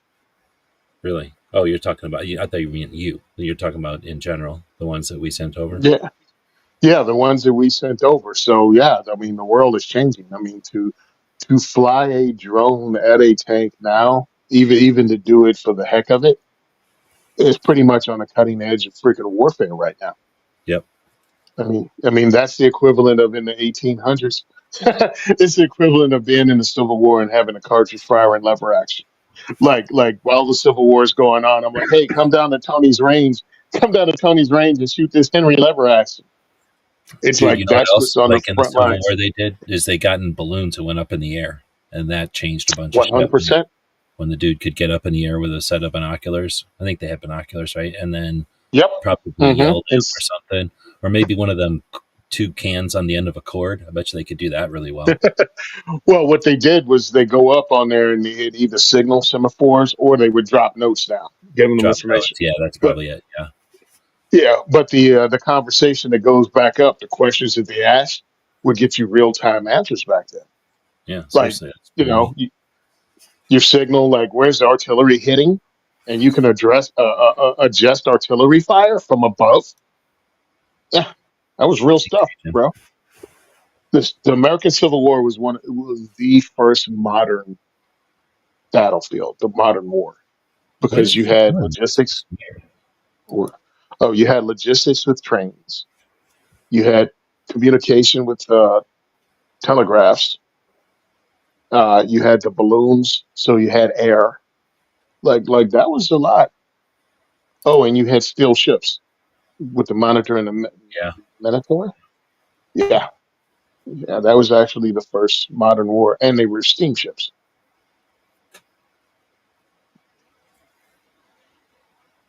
Crazy, right? And that generation had the World War I generation. People that grew up never seeing an airplane, all of a sudden seeing them fight in the air above you. I never really thought about it from that angle. The people Yeah, that were Merrimack. Yeah. alive during the Civil War, like what Hmm. all they saw. Because I always Yeah. think of it from my grandparents, because my grandparents were born before.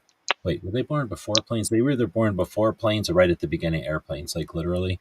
And then when they Hmm. died, we'd already been to the moon. And I always think that's like such a crazy spectrum of shit to live through. But and then you think of like I was watching something about big ass boats back in the day. Those big ass boats that had like 1,000 people with oars that would. That's how they ran around with. They didn't have sails.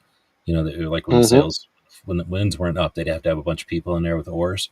So those years, like that was 300 years of those kind of boats. So that means think Yep. of how many generations, and like, oh wow, we got a new bench, or like, oh, there's a new oar. But you know what I mean? Like not a lot of innovation there. 300 years of people. That's what they lived through, and we have names and stuff due to like some of this stuff from these boats. But anyway, I was just watching that thing about boats, and it made me think like for generations, like shit didn't change, and then you get to like our grandparents' generation, and it went from what do you mean you can fly in the air to being on the moon in one generation? That's crazy. Hmm. And then It's ever since insane. then, And it, now you think of like the phones and stuff. I guess we're living in a pretty neat time too, but we're taking it for granted because we're living in it. But yeah, think about like how small and big the world's got in the last 20, 15 years, whatever. Well, today, I mean, shit, right now, you and I are having a conversation that the entire planet can hear. And I'm doing it through a tablet and a Bluetooth headset while, while I'm straightening up my room. Yeah, exactly. It's like this would have been studio time. We would have had to sync this up and do it over phone lines, depending on what year it was. And it would have been scripted Or because you wouldn't have gone through all that trouble just to bullshit. And you couldn't have. Like, you know what I mean? It would have no, cost way too much to just bullshit. exactly. And if it was scripted, that means, you're basically going, okay, it cost me whatever, $200 to do this. I got to go get sponsorship for $250 to make it happen, or 300 or whatever. And then, so now you better say their name 16 times, during the script or whatever. Have commercial breaks for them, and you don't, so aren't aren't Couldn't have going watched it and by naming now. names. Well, you're definitely not naming names of any company if you know it's good for you because you need to get their money too. Oh, I didn't think about Or that. you Yeah, don't that's true. That's a whole nother aspect of it. You don't want to burn bridges before you need to ask them for a favor. exactly. So yeah, this is amazing, and this is one of the things that they and the they. I love my uncle pointed out that they is us, but the mainstream media, politicians, and everything wanted to control this venue, this new media, because it allows you to express ideas without permission or even penalty of financial penalty. Oh no, what happens if I say something bad about freaking what's that one-eyed Navy SEAL jerk off's name? That's a politician. Crenshaw. Yeah, that's right. If I talk about that jerk off, I'm in trouble because horrible things could happen. Or if I talk about Springfield Armory and the fact they took a backdoor deal to screw over Americans, oh no, I might never get commercials sold from them, or maybe another company will take offense and where it will say something about them. No, I don't have to worry about any of that because this thing makes money a totally different way, and it's not dependent upon being this just butt kisser. Even though there are a lot of those out there, and then you Speaking don't of have to butt go out of your kissing, way. Yeah. I got to get to the mailbox place. So, Oh yeah, yeah. Let's get out of here, man. I'll pull in a hard stop Thanks a here. lot. No, appreciate Yep. it. And thanks for jumping in, everybody. Thanks for joining. Thanks for the questions. We actually did get over and open up the spreadsheet for the first time in a long time. And we have a whole bunch of questions. So next time we chat, I'm assuming next week, unless you got something going on, we'll I should be doing it next week. Yep. okay, we'll dig into some of the questions that people actually asked over on the website, askunquestions.com. I don't have Brooke's show up yet to link to, so we're linking to the overnight mouse party. After this show, it'll recommend you take a look at the overnight mouse party, but DJ has linked to Brooke's show, and you can check it out. I think that's the next show in the lineup. After that, Hillbilly is on, but that's when your show is starting. The new one, locked, Hmm. loaded, and no, locked and loaded. No, Hold on. locked, This is pretty loaded, bad. and unscripted. Locked, locked, cocked, and unfiltered. Oh, okay. So there we go. But yeah, thanks, Mike, and we'll see you Sunday at the San Diego Gun Owners Show. Otherwise, I won't even bother with the end thing. I'll just hit the end button here. Thanks everybody for joining us.